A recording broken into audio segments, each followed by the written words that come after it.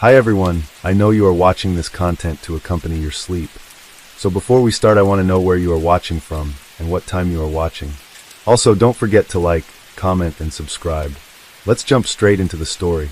Story 1. September 11th, 2001 was a day seared into the memory of every American. It was the day the world changed, when tragedy struck in ways no one could have predicted.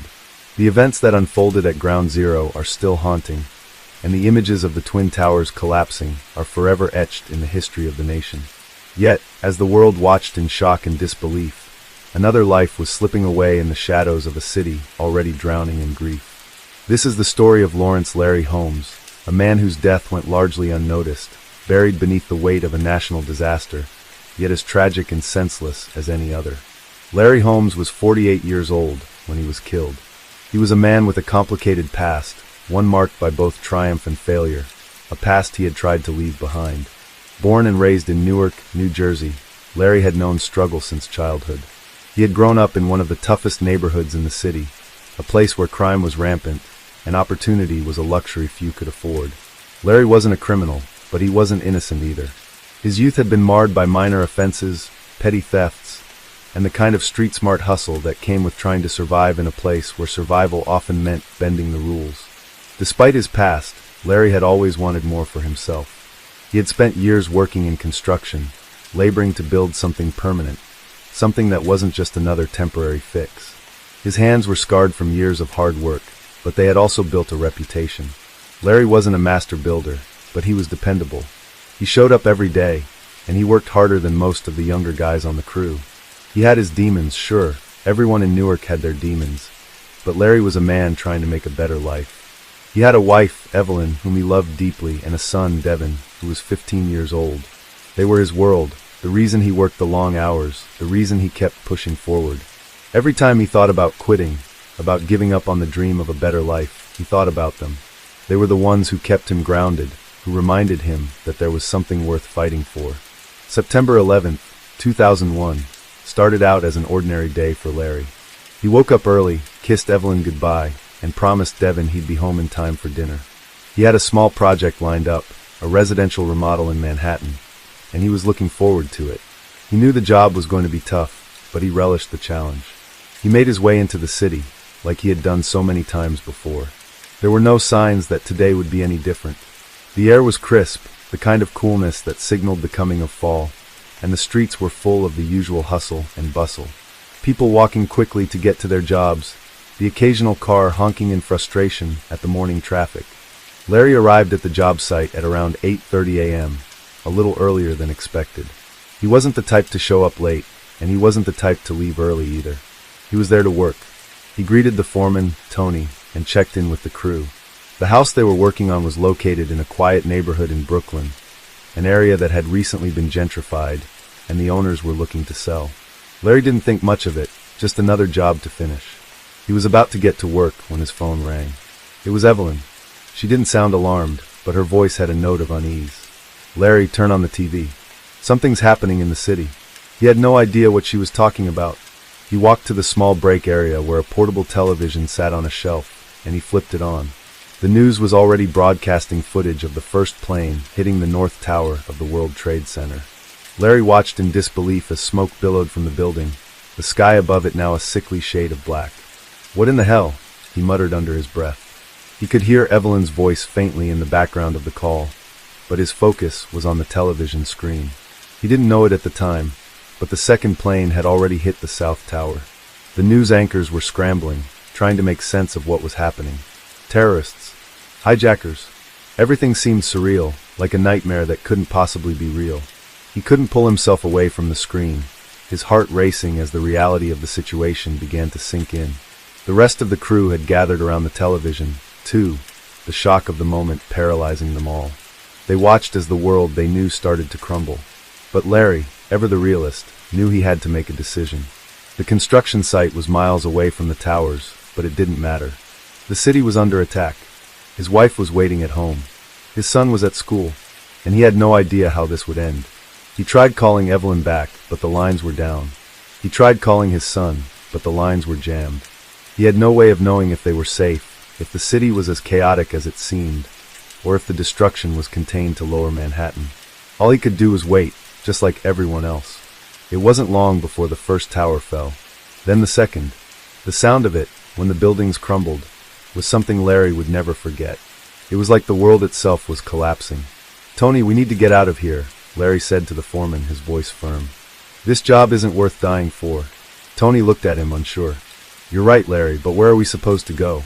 The subways are down. The streets are packed. We'll figure it out. I'm going home." Larry knew it was better to be with his family, even if they didn't know what was happening, than to stay at the job site. He was halfway down the block when it happened. He was walking down Fifth Avenue when two men, barely more than boys really, stepped out from an alleyway. Larry had been caught off guard. His mind was still preoccupied with the collapse of the towers. He hadn't seen the two men approach, and before he could react, one of them shoved him hard, sending him stumbling backward. "Give us your wallet," one of the men demanded, his voice trembling with urgency. Larry's survival instincts kicked in. He wasn't a fighter, but he wasn't about to just hand over everything he had. He reached into his pocket and pulled out his wallet, but as he did, he felt something sharp against his side, a knife. The second man had pulled it out, and before Larry could even fully comprehend what was happening, the blade was sinking into his flesh. The pain was excruciating. It was sudden, the kind of pain that numbs you for a moment before it bursts in your body like fire. Larry stumbled backward, trying to hold onto his stomach, trying to stop the bleeding, but the men were quick. They moved in with practiced ease, pulling his wallet from his pocket before pushing him to the ground. The last thing Larry saw was the look in their eyes, hunger, desperation, and something else that felt like anger. The two men ran, disappearing into the crowd, leaving Larry on the sidewalk, clutching at his stomach, the blood pooling around him. He tried to scream, but his voice was lost in the noise of sirens and people shouting. He could hear footsteps approaching, but they weren't enough to save him. His vision blurred, and the coldness spread over him, the world dimming around the edges. When the ambulance arrived, it was too late. Larry Holmes was dead. The investigation that followed was brief, and the crime was all but forgotten. The police had no suspects, and the witnesses who had seen Larry on the street were too panicked to provide useful details. His death was overshadowed by the tragedy of the day, and the case quickly went cold. Evelyn never found out who killed her husband. She raised Devin alone, but the pain of that day never left her. She would often stand by the window, staring out at the streets, waiting for Larry to walk through the door, but he never came. On that same day, while the world mourned the loss of so many, Larry Holmes's life was taken just as suddenly, just as violently. His name would never be spoken in the same breath as the victims of the attacks on the Twin Towers. But for Evelyn, for Devin, Larry's death was a hole that would never be filled. The days that followed Larry Holmes's death were filled with an eerie, heavy silence. As the nation tried to comprehend the enormity of the tragedy in New York, families in other parts of the city were struggling with their own personal losses, which seemed insignificant in the shadow of the terrorist attacks, but were no less real. For Evelyn Holmes, the silence was suffocating. The day Larry was murdered, she had been sitting at home, glued to the television as the chaos unfolded in Manhattan. The phone lines were jammed, and there was no way to reach him. She watched, frantic, as images of destruction and confusion filled the screen, all the while knowing that Larry was out there somewhere, trying to make his way back to her and their son. The phone call she received from the police came hours later, well after the initial shock of the terrorist attacks had settled into a kind of disbelief. It was a random officer, one she had never spoken to before, who gently told her that her husband had been found on the streets of Brooklyn, stabbed and left to die. The officer explained that Larry's wallet had been stolen in what appeared to be a robbery gone wrong. The call was surreal to Evelyn. She had never expected to hear such words. At first, she didn't even know how to process the information. The events of the day had already felt like an unending nightmare. The idea that Larry was now gone, taken from her in a senseless act of violence, seemed too much to bear. She struggled to understand how, in a world that was already falling apart, the love of her life could be taken in such a brutal, unprovoked manner. He had always been her protector, her partner, and now he was gone, leaving her alone to face a world turned upside down. The funeral arrangements were a blur. She couldn't remember the exact details, but she knew that her family had tried to support her in the way that they knew best. She had people around her, but none of it seemed to matter. She kept looking for Larry in every corner of their home, expecting him to come through the door at any moment. She expected him to walk in from the garage, where he often tinkered with his tools and spent his evenings unwinding after a long day. But he never came. The house felt empty without him, even though his presence lingered in every room, in every quiet corner. Devin, their son, took the loss harder than Evelyn could have imagined. At 15, he was old enough to understand that his father was gone, but not old enough to process it in a way that would bring him any kind of peace. He withdrew from his friends, his grades began to slip, and he spent most of his time locked away in his room. He would listen to music that reminded him of his father, old rock songs that Larry had played over and over on the radio at home. It was as if Devin was trying to preserve the memory of his dad, trying to hold on to some piece of him that hadn't been stolen away. But nothing could fill the void. The gaping hole left in their lives was too much to bear. Evelyn tried to be strong for Devin, but she didn't know how. She often found herself crying quietly at night, missing the sound of Larry's voice, the warmth of his embrace. They had both built a life together, and now it seemed like everything was falling apart. The months that followed were a blur of mourning, but also of unanswered questions. The police investigation into Larry's death was barely a footnote in the larger story of September 11th. No one seemed to care about the man who had been murdered for his wallet on the streets of Brooklyn. The detectives assigned to the case were stretched thin with the aftermath of the attacks, and though they had taken down a report, there was no urgency to solve the case. The two men who had killed Larry were never found.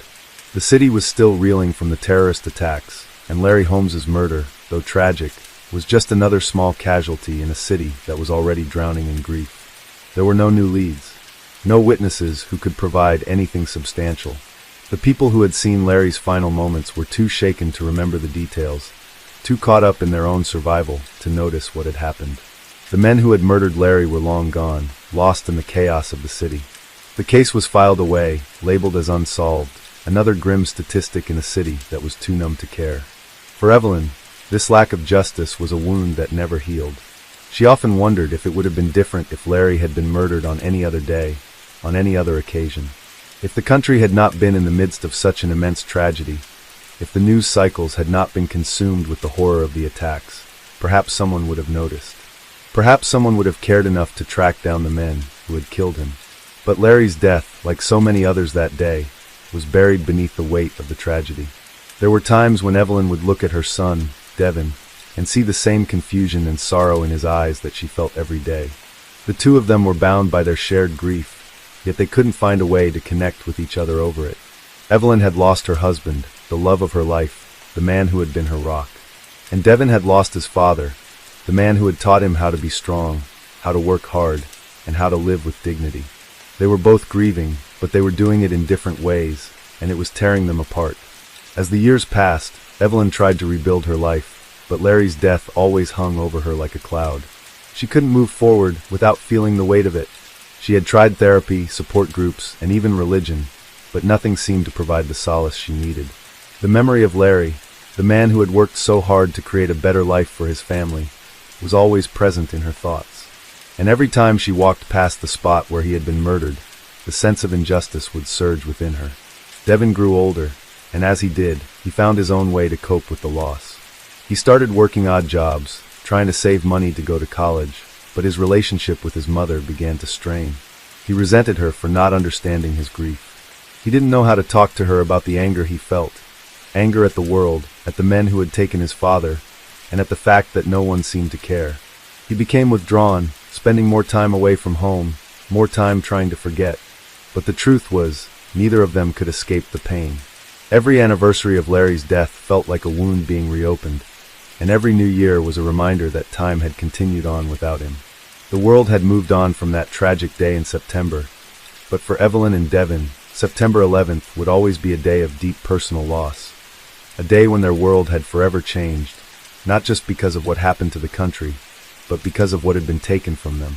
It was a loss that couldn't be quantified in the same way that the terrorist attacks could be. It was a loss that went unnoticed, but it was a loss nonetheless. In the wake of tragedy, there are many stories left untold, lives left unremembered. Larry Holmes's death was one of those stories, a small tragedy in the midst of a much larger one, but for his family, it was everything.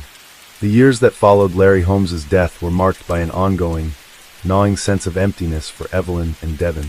Their lives had become a constant balancing act, each trying to find a semblance of normality amidst the wreckage. But the absence of Larry was undeniable, a presence that hung over every aspect of their existence, despite the passage of time. The world may have moved on after September 11th, but for them, the grief never fully dissipated. They had learned to carry it, to live with it, but the weight never got lighter. Evelyn eventually moved out of their old home. It had been the place where she and Larry had built their life together, and with each passing day, it became harder to live in the house that had once been filled with his laughter, his presence, his warmth.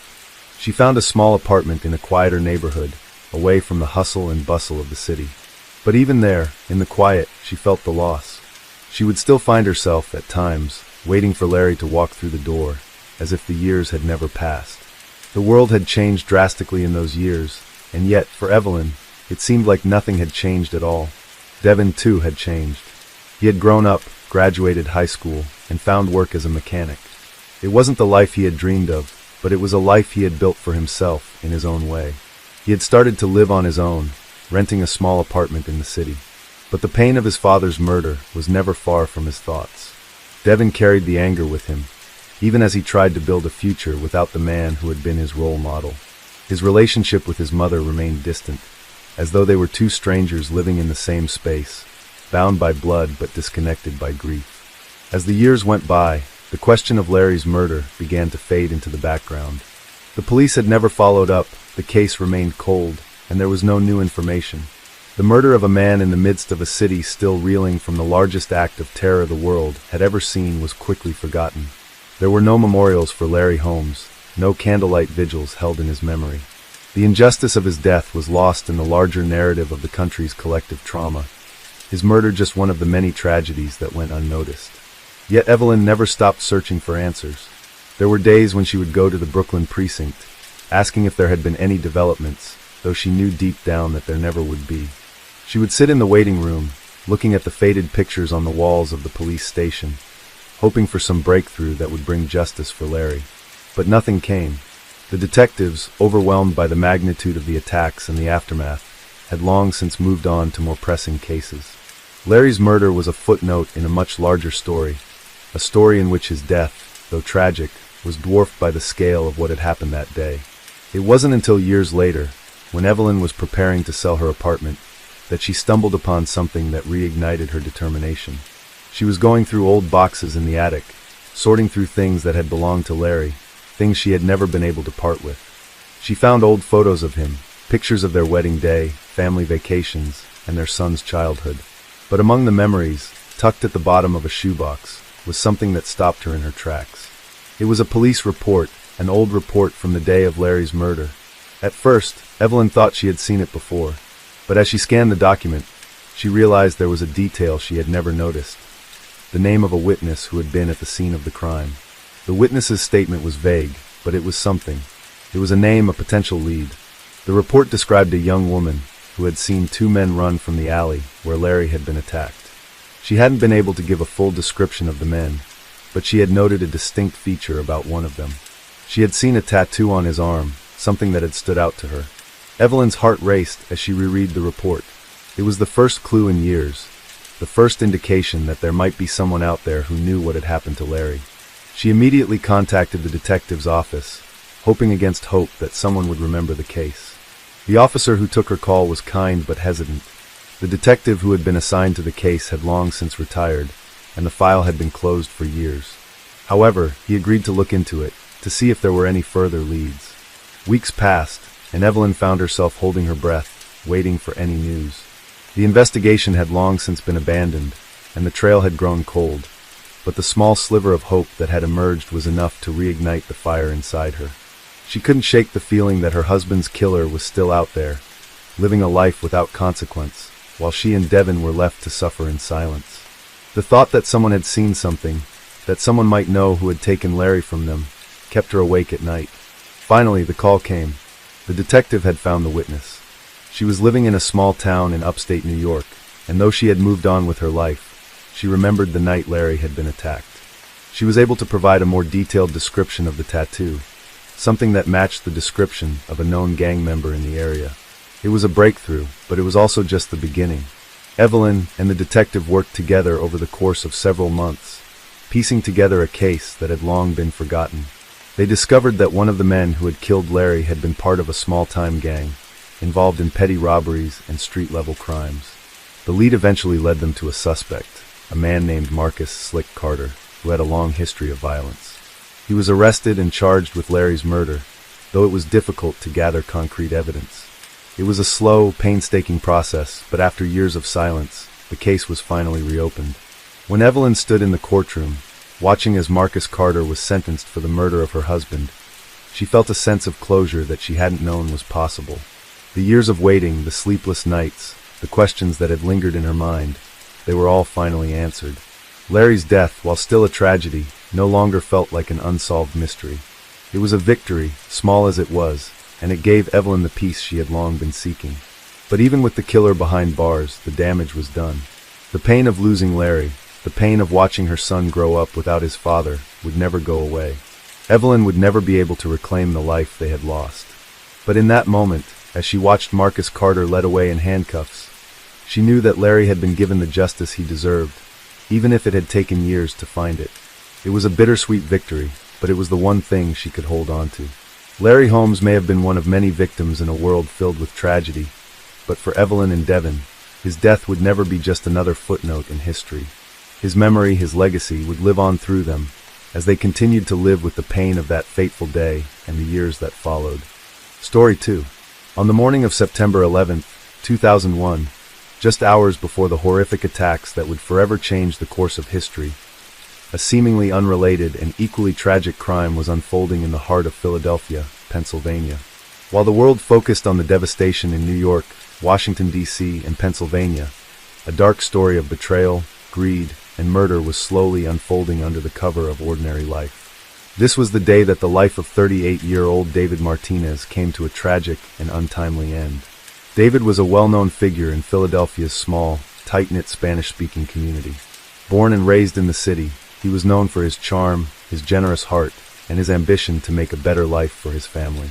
He had grown up in a working-class neighborhood, the son of Mexican immigrants who had worked tirelessly to provide for him and his siblings. David had always dreamed of doing more than what his family's financial situation had allowed. He was determined to break out of the cycle of poverty that had entrapped so many before him. By the time he was in his late 30s, David had built a modest but successful business, a small but profitable auto repair shop on the outskirts of the city. His shop was known for its quality service and honest work. David had a loyal customer base, many of whom returned time and again, trusting him with their cars.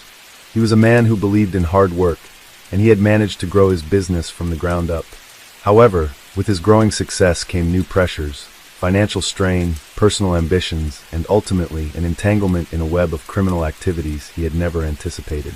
David's rise in the business world had not gone unnoticed. While he had earned the respect of many, his success had also drawn the attention of others who saw opportunity in his growing wealth.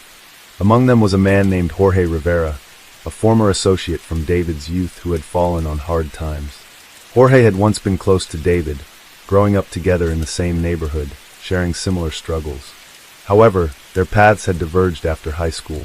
David had worked hard to create a stable life for himself, while Jorge had fallen into the grip of drugs, crime, and shady deals.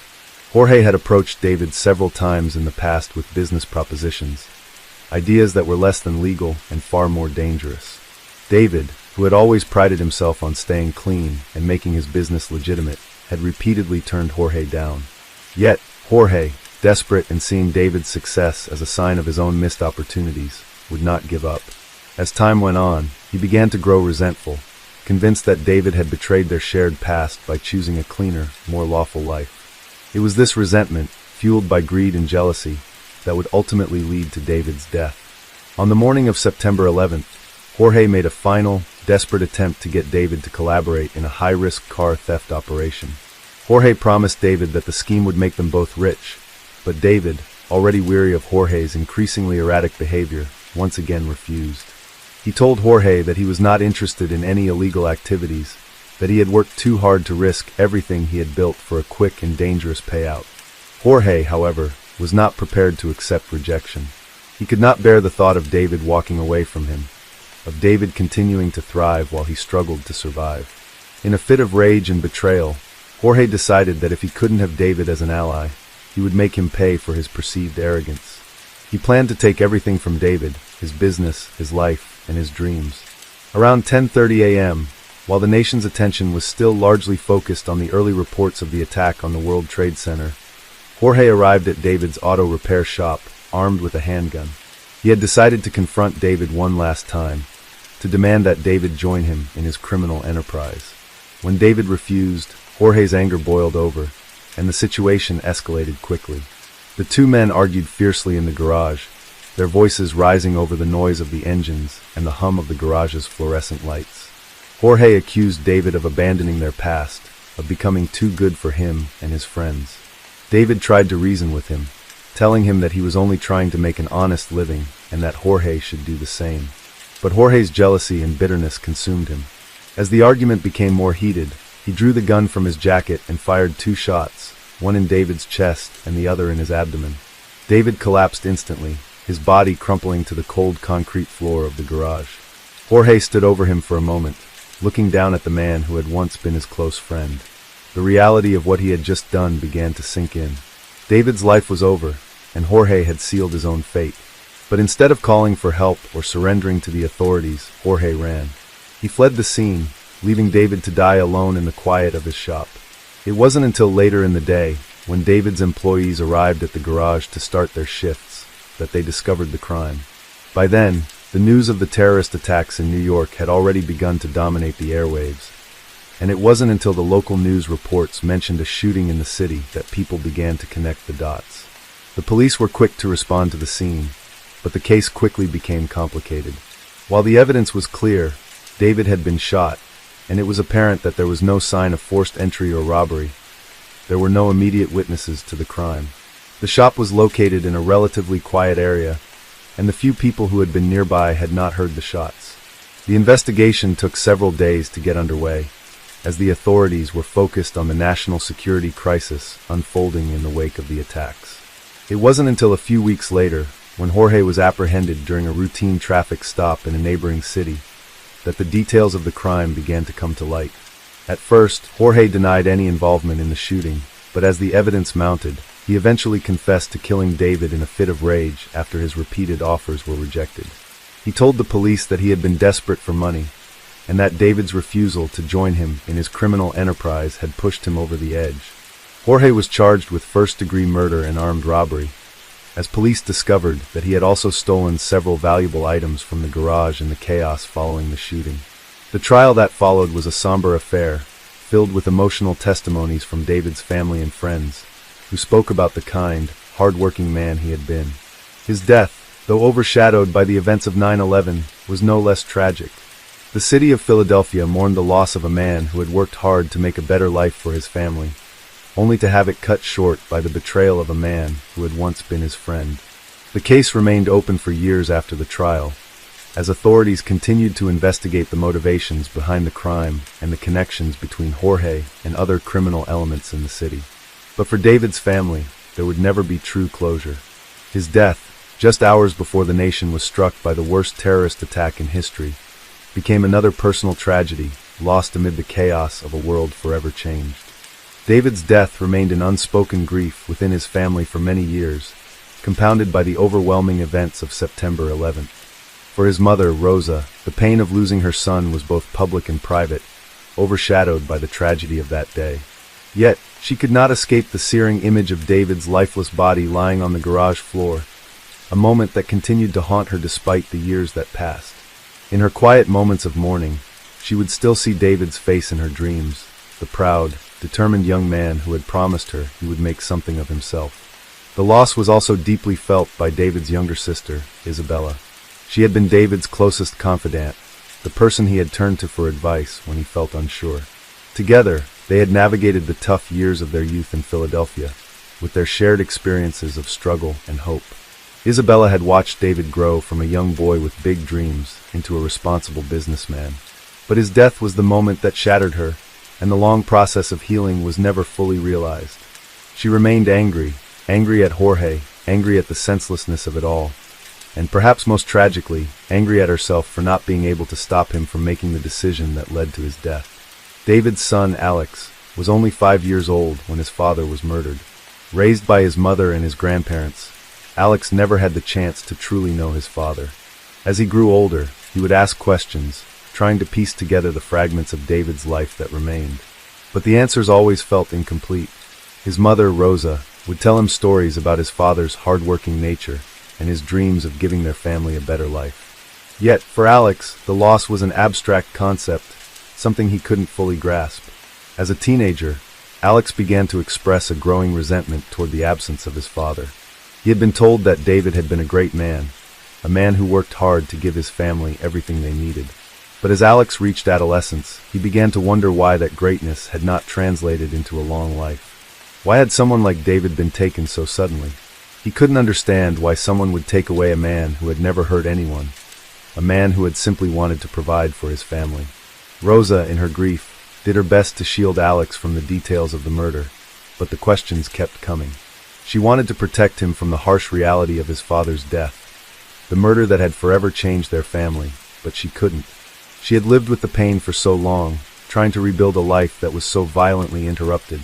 She knew that someday, Alex would need to know the truth. And when that day came, she would have to explain to him that David's life had been taken by someone who had once been his friend, a man so consumed by jealousy and greed that he had been willing to end a life for something as meaningless as money. But for now, Alex tried to push away the feelings of anger and confusion.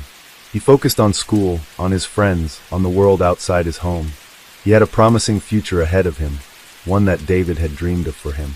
And yet, the absence of his father cast a long shadow over his achievements. Every graduation, every milestone, every success felt incomplete, as though there was something missing that could never be replaced. As the years passed, the investigation into David's murder grew more complex. While Jorge had been arrested shortly after the shooting, the story behind the crime was far from simple. The deeper authorities dug into his life, the more they uncovered about his connections to a wider network of criminal activities. The stolen items from David's garage, for example, were found to be linked to a series of car thefts that had plagued the city for months. It became apparent that Jorge had not acted alone, and that his desperation had led him to engage with a dangerous group of individuals who had been involved in organized crime. Detectives soon realized that Jorge had been a small-time operator who had been trying to climb the criminal ladder, pushing for bigger scores at any cost. The high-risk car theft operation he had been trying to convince David to join was just one part of his grander plan. He had hoped that David's success in the auto repair business would help fund a larger scheme that involved trafficking stolen vehicles across state lines. But David's refusal to get involved had not only angered Jorge, it had cost him his life. Though Jorge had been arrested and charged with first-degree murder, it was clear that his involvement in the crime was just the tip of the iceberg. His association with larger criminal elements in the city meant that David's death was part of a broader pattern of criminal behavior that had gone unnoticed for years. The police began to investigate whether David had been a random victim, or if he had been targeted because of his growing business success. As the case unfolded, it became evident that Jorge had seen David as a threat to his own ambitions. The murder, while deeply personal, was also a calculated attempt to remove a rival and gain access to a portion of David's profits. The investigation uncovered additional layers of deceit, as it turned out that Jorge had been attempting to exploit his connections with several known criminals in the area. He had been planning to steal valuable car parts from David's shop and sell them on the black market. When David refused to join in, Jorge saw it as a betrayal. The idea that David had once been his close friend made the murder all the more cruel in Jorge's eyes. It was a culmination of years of bitterness, jealousy, and greed. Despite the horrific nature of the crime, David's murder was not isolated. As the authorities dug deeper into Jorge's activities, they uncovered a pattern of violence and betrayal within the criminal underworld that had gone unnoticed for far too long. It seemed that Jorge's desperation had been part of a larger societal issue, one that saw people like him, people who had once hoped for a better life, succumb to the allure of easy money and the dangerous world of organized crime. By the time the trial began, the city had already been rocked by the events of September 11th. But David's family did not let the tragedy overshadow their pursuit of justice. They attended every day of the trial, sitting through the testimony, hearing about the chilling details of how Jorge had planned and carried out the murder. When Jorge was finally convicted, the family felt a sense of relief, but it was bittersweet. It had taken years for them to get to this point, and even then, it didn't feel like enough. The loss of David was permanent. No conviction could bring him back. In the years that followed, Rosa, Isabella, and Alex each coped with their grief in their own way. They would remember David not just for the way he died, but for the man he had been, the loving father, the devoted son, the hard-working businessman who had fought to create a better life for those he loved. His death, though tragic, had brought his family closer, and they vowed to keep his memory alive, not just in their hearts, but in the stories they told about him. Though his life had been taken too soon, they held on to the belief that the love and memories they shared would never die. Years passed, but the impact of David's death continued to ripple through the lives of those who had known him. His auto repair shop, once a thriving business, had closed its doors after his passing. Rosa had struggled to keep it open for a while, hoping to preserve David's legacy, but the emotional toll of losing her son, coupled with the difficulty of running a business alone, proved too overwhelming. Eventually, the shop was sold to a different owner, and the space that had once buzzed with the sounds of engines and repair work became quiet. The neighborhood itself began to change, gentrification slowly creeping in as new, wealthier residents moved in, altering the dynamic of the area. Though the physical place that had held so many of David's memories was gone, those who had been close to him found ways to remember and honor him. Isabella, now in her mid-30s, had moved to a different part of the city after her brother's death, attempting to create some distance from the painful memories. She had finished college, gone on to get a job as a social worker, and started a family of her own. But the shadow of David's death loomed over her every decision. The anger she had felt as a teenager never fully went away. It manifested in the way she cared for others, in her work helping families torn apart by violence, much like her own had been. Though she tried to fill the void with her career and family, a part of her was still stuck in that moment, when her brother had been stolen from her so suddenly and violently. Alex, now in his early 20s, had a different relationship with the past. He had always been proud of the man David was, and he carried that pride with him as he navigated adulthood. But there was a certain distance in Alex's remembrance, a detachment that had grown over the years. He never wanted to idolize his father too much, knowing that the man who had been taken from him was not perfect, but he still carried the weight of his loss. As Alex moved through the world, earning a college degree and finding work, he often wondered what his father would have thought of his life. What advice would David have given him when things got tough? But no answers came. Alex did, however, find solace in his mother's strength. Rosa, in the face of immense grief, had continued to provide for her family, had continued to live even when it seemed that every reason to do so had been stripped away. She had rebuilt her life as best as she could. Yet, there was a certain quietness in her existence, a stillness that spoke volumes about the internal battles she fought every day. The love she had for her son was evident in everything she did, but there was an underlying sorrow that never fully went away. As for Jorge Rivera, after his conviction and the long legal battle, he was sentenced to life in prison without the possibility of parole. The trial had been a spectacle, with the defense attempting to paint Jorge as a man driven by desperation, pushed to the edge by the failures of his own life. However, the prosecution made it clear that the murder was premeditated, that Jorge had actively planned and executed his betrayal of David. The jury found him guilty of first-degree murder and sentenced him accordingly. Yet, even in prison, Jorge's bitterness remained. He would occasionally speak about David to other inmates, rationalizing his actions as a man who had been wronged, though his justifications were never accepted by anyone who knew the full story. Jorge's life in prison was marked by periods of reflection, although they were not enough to change his hardened views. He spent most of his time in isolation, not out of fear, but because he refused to associate with anyone who did not share his outlook on the world.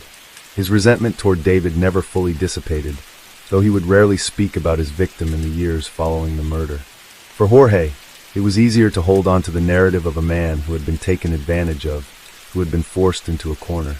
He never admitted the true extent of his jealousy and greed, instead choosing to see himself as the victim of his circumstances.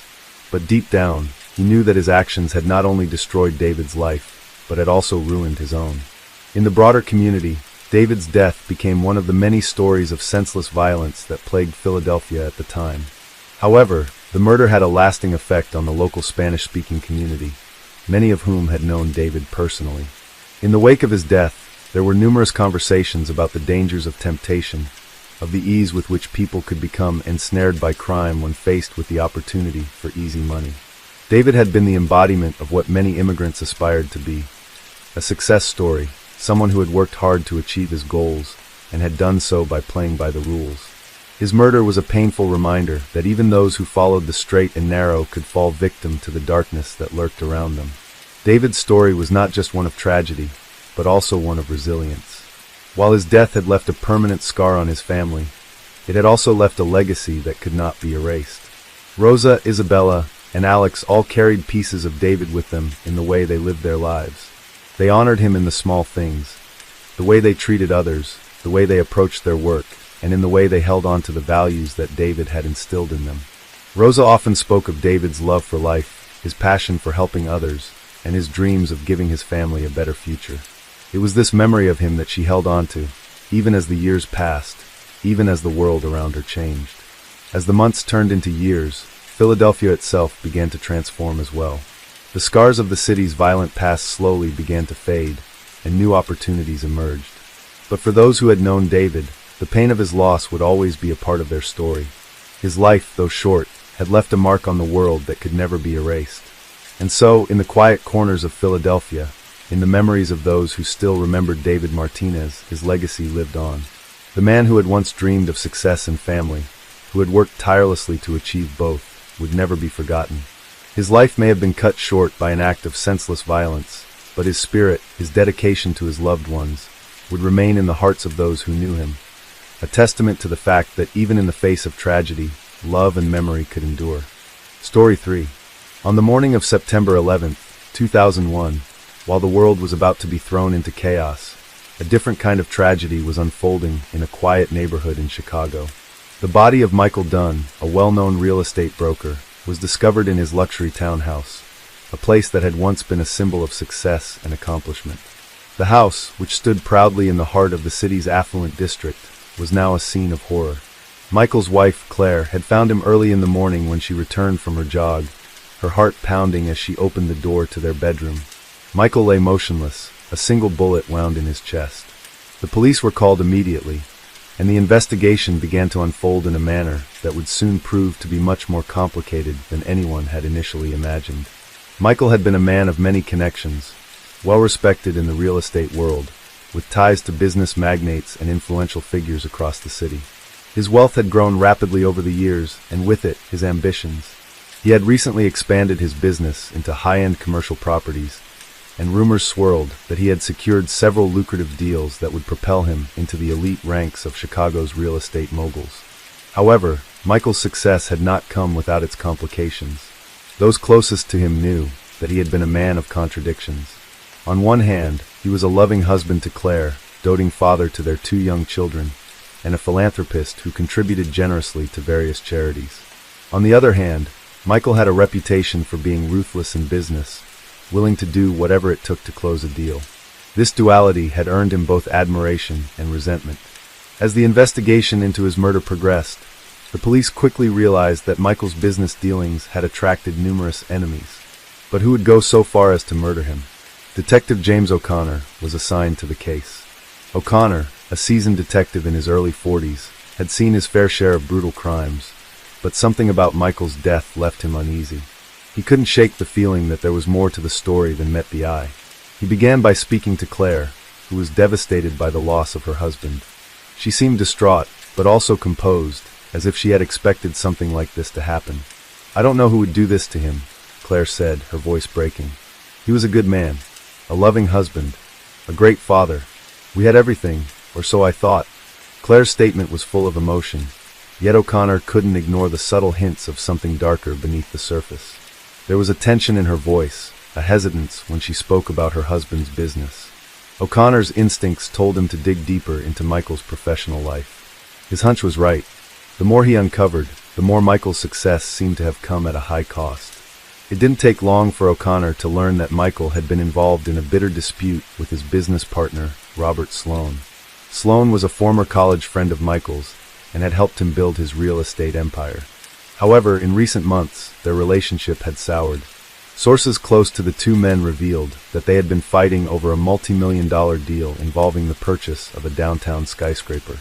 Michael had been pushing for a high-risk acquisition that promised substantial rewards, while Sloan had been advocating for more conservative investments. Their disagreements had become public, with rumors swirling that Michael had been secretly attempting to buy out Sloan's share of the company behind his back. Detective O'Connor also discovered that Robert Sloan had a history of violent outbursts. Several employees had reported witnessing heated arguments between him and Michael in the weeks leading up to the murder. Some even claimed that Sloan had threatened to ruin Michael if he went through with the deal. O'Connor knew that Sloan had the motive, but did he have the means? As the investigation continued, more information came to light. It turned out that Michael had been involved in several shady business practices over the years. One of his most lucrative deals had been the purchase of a building from a notorious crime syndicate, which had long been under investigation by the FBI. The transaction had raised several red flags, with many questioning whether Michael had knowingly facilitated money laundering for the syndicate. Though the FBI had never been able to build a strong enough case against him, the suspicion lingered. O'Connor began to wonder if Michael's death was the result of a business deal gone wrong. But the more he dug into Sloan's background, the more he began to question whether Robert was the sole perpetrator. Was there a more sinister figure involved, someone with a greater stake in Michael's downfall? Then, O'Connor received an unexpected tip from an anonymous source. The caller claimed to have witnessed a heated argument between Michael and a woman, one that took place just days before the murder. The woman was reportedly a high-ranking executive at one of Michael's real estate firms, someone who had been involved in the shady dealings surrounding the skyscraper acquisition. Her name was Emily Carter. Emily had been with Michael for several years, but O'Connor's investigation revealed that their relationship had not been entirely professional. It seemed that Emily and Michael had become romantically involved, though neither had been open about it. The source revealed that the argument between them had been about money. Emily had been angry because Michael had promised her a substantial payout for her role in the deal. But when the deal fell through, he had backed out of the agreement, leaving her without the compensation she had expected. O'Connor decided to bring Emily in for questioning. She was calm and composed when she arrived at the station, her polished appearance betraying no hint of the turmoil that had led to the murder. At first, she denied any involvement, insisting that she had nothing to do with Michael's death. However, as the questioning continued, Emily's story began to unravel. She admitted to her romantic relationship with Michael and acknowledged that they had fought over the failed deal. When O'Connor pressed her further, she broke down and confessed. Emily explained that she had been consumed by greed and frustration when she realized that Michael had no intention of paying her for her work. She had worked tirelessly to ensure the skyscraper deal went through, only for Michael to renege on their agreement at the last minute.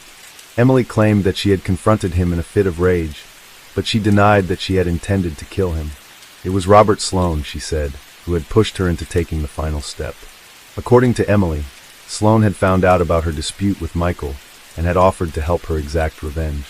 He had promised her that if they killed Michael, they could split his fortune and take control of the real estate empire. Sloan had been angry at Michael for trying to cut him out of the company, and he had seen this as an opportunity to finally get what he wanted.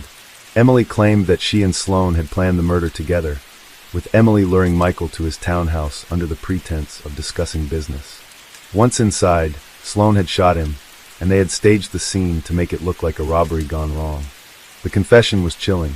Emily and Sloan had both been motivated by greed and betrayal, each willing to take a life to satisfy their desires. They had used each other, manipulated each other, and in the end, had destroyed the life of a man who had once trusted them both. As Emily and Sloan were arrested and charged with Michael's murder, the investigation into Michael's business dealings continued. The revelation of their involvement in the crime syndicate's operations and money laundering schemes added further complexity to the case. It became clear that Michael had not just been a victim of betrayal, but had also been complicit in illegal activities that had made him a target for many. His death, though tragic, was a stark reminder of the dark undercurrents that ran through the world of high-stakes business, where loyalty was fleeting and greed could easily consume those involved. Though justice was served, the tragedy of Michael Dunn's death lingered in the hearts of those who had known him. His family, especially Claire, was left to pick up the pieces of their shattered lives. Michael's children grew up without their father, forever marked by the violent end to his life. In the years that followed, the real estate empire Michael had built slowly crumbled, with his partners and associates distancing themselves from the scandal. The legacy of his success was tainted by the way he had died, betrayed by those closest to him, in a world where power, money, and deceit ruled above all else. As the case against Emily Carter and Robert Sloan progressed, the truth behind Michael's death began to unravel further. The court hearings, filled with testimony from those who had known both Michael and the two perpetrators, painted a vivid picture of a man caught in the web of ambition, greed, and betrayal. Emily and Sloan's arrest had sent shockwaves through the real estate community, a community that had once admired Michael for his successes, but now saw him as a victim of his own hubris. The trial was a spectacle, drawing attention from both local media and the business world. Reporters swarmed the courthouse, eager for any new details that might emerge about Michael's life, his deals, and the events leading up to his tragic death. Claire, who had been forced to relive the most painful chapters of her life in front of the public, became a reluctant symbol of the trauma that the murder had caused. She had no choice but to endure the scrutiny, to listen as the prosecutor and defense lawyer dissected her late husband's character, his business dealings, and his personal relationships. Her testimony was heart-wrenching as she spoke of the man she had loved, the father of her children, and the husband she had once believed in. She spoke of his ambition, which had driven him to achieve great success, but also about the darker side of that ambition, how it had alienated him from his family, how it had created tensions with his colleagues and friends. Claire's voice faltered as she recalled the arguments they had had in the months leading up to Michael's murder. She remembered his obsession with deals, the late nights spent away from home, and the way he had withdrawn from their relationship. Yet, she insisted that she had never imagined his business would ultimately cost him his life. While Claire's testimony painted Michael as a complex figure, the prosecution's case focused on the betrayal and cold calculation of his killers. They brought in expert witnesses to testify about the nature of the crime, about the planning that had gone into Michael's murder. The evidence against Emily and Sloan was overwhelming. Forensic analysis confirmed that the gun used to kill Michael had been registered to Sloan, who had no explanation for how it ended up at the scene. Surveillance footage from nearby cameras showed Emily leaving the townhouse shortly after the murder took place. The timestamps matched with the timeline of events. Sloan's defense team attempted to argue that Emily had acted alone, claiming that she had been the mastermind behind the murder and had manipulated Sloan into assisting her. But the evidence told a different story. Witnesses testified to Sloan's volatile behavior in the weeks leading up to Michael's death, and phone records revealed multiple conversations between him and Emily in the days prior to the murder. The two had been in constant contact, working together to plan the killing. Despite their attempts to shift blame, the jury found both Emily and Sloan guilty of first-degree murder. The sentencing was swift, and both were given life sentences without the possibility of parole. The judge, in his final remarks, expressed the gravity of the crime, the way both Emily and Sloan had turned against someone who had once trusted them, using their own greed and sense of entitlement to justify the brutal killing of a man who had done nothing to deserve it. The media frenzy surrounding the trial gradually died down, but the fallout from Michael's murder continued to ripple through Chicago's business community. His former partners, associates, and friends were left to pick up the pieces of their own shattered reputations. Some had distanced themselves from Michael long before his death, sensing that his dealings were becoming increasingly risky. Others, however, had stood by him until the very end, only to discover that their trust had been misplaced.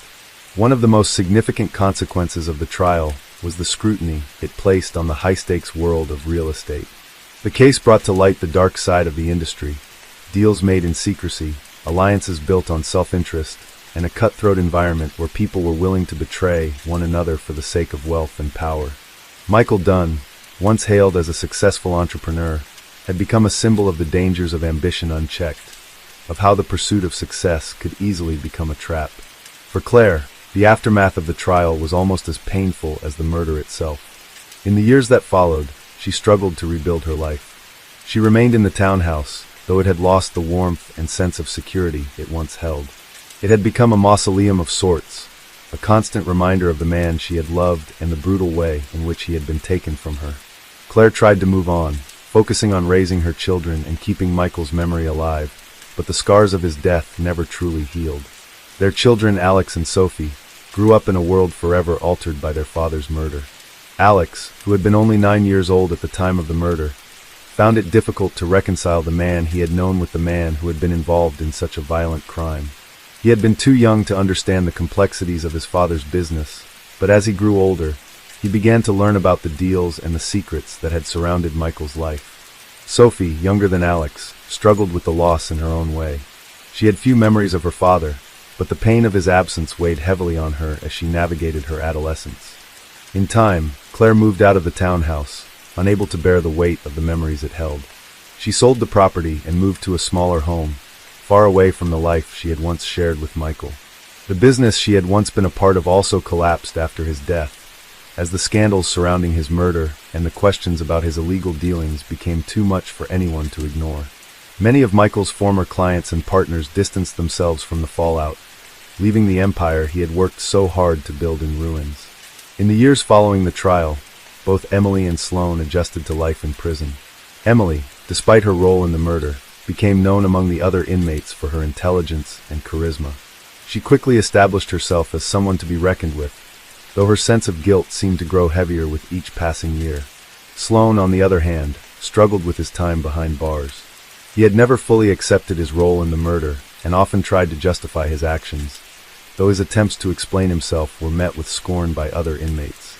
The bitterness that had driven him to kill Michael never truly left him, and it consumed him as much in prison as it had in the outside world. The legacy of Michael's death lived on in the lives of those who had been touched by it. His family, the people who had been closest to him, would never forget the life that had been taken so violently. His death, though tragic, was a warning to others in the business world, a reminder of the dangers of unchecked ambition, of the consequences of betrayal, and of the way greed could destroy lives. Though Michael had been a man of wealth and success, his life had been a precarious balancing act between the personal and the professional. He had built an empire, but in the end, it was the choices he made, the people he trusted, and the darkness that resided within those he once called friends that led to his downfall. His story, a tale of ambition and betrayal, would echo through the halls of the courtrooms and boardrooms alike, a somber reminder of the price of success at any cost. As the years passed, Michael Dunn's murder faded from the front pages of the newspapers, but its legacy persisted in the corridors of Chicago's business elite. The real estate industry, once flush with the promise of lucrative deals, had been left reeling from the scandal surrounding Michael's death. There were whispers, murmurs about the cutthroat world in which Michael had thrived. The scandal of his murder cast a long shadow, raising questions about the ethical boundaries of ambition, wealth, and power. Michael's empire, built on deals that crossed moral lines, crumbled. Yet, the tale of his tragic end continued to resonate, particularly with those who had known him personally. One of the people most affected by the death of Michael was his longtime business associate, Harold Manning. Harold had worked alongside Michael for over a decade, and their partnership had been instrumental in the expansion of Michael's company. Unlike many others who distanced themselves from Michael after the murder, Harold remained somewhat loyal, albeit reluctantly. He felt a profound sense of betrayal, knowing that his close friend and business partner had been deceived by the very people he had trusted. Yet, he also struggled with the knowledge that he, too, had benefited from Michael's often unscrupulous methods. After the trial and the conviction of Emily and Sloane, Harold tried to pick up the pieces of what had once been a flourishing business. But the stigma of Michael's criminal dealings and the tragic end to his life made it almost impossible to salvage the firm. Harold's remaining partners wanted out, and investors pulled their money, unwilling to be associated with Michael's tainted legacy. Slowly, Harold watched as the company he had helped build fell into disarray, its reputation permanently tarnished by the events surrounding Michael's murder. He began to question whether the life he had built for himself was truly worth the cost, and he wrestled with his own complicity in the darker side of the business. As Harold moved further away from the wreckage of his professional life, Claire Dunn also struggled to rebuild her family's future. She had always been the steady presence in Michael's life, the one who had kept the family grounded while he pursued his ambitions. Yet now she found herself fighting an entirely different battle, one not against the world of business or the ruthless people who had once been Michael's friends, but against her own grief. She had lost the man she had loved, the father of her children, and the life they had once shared.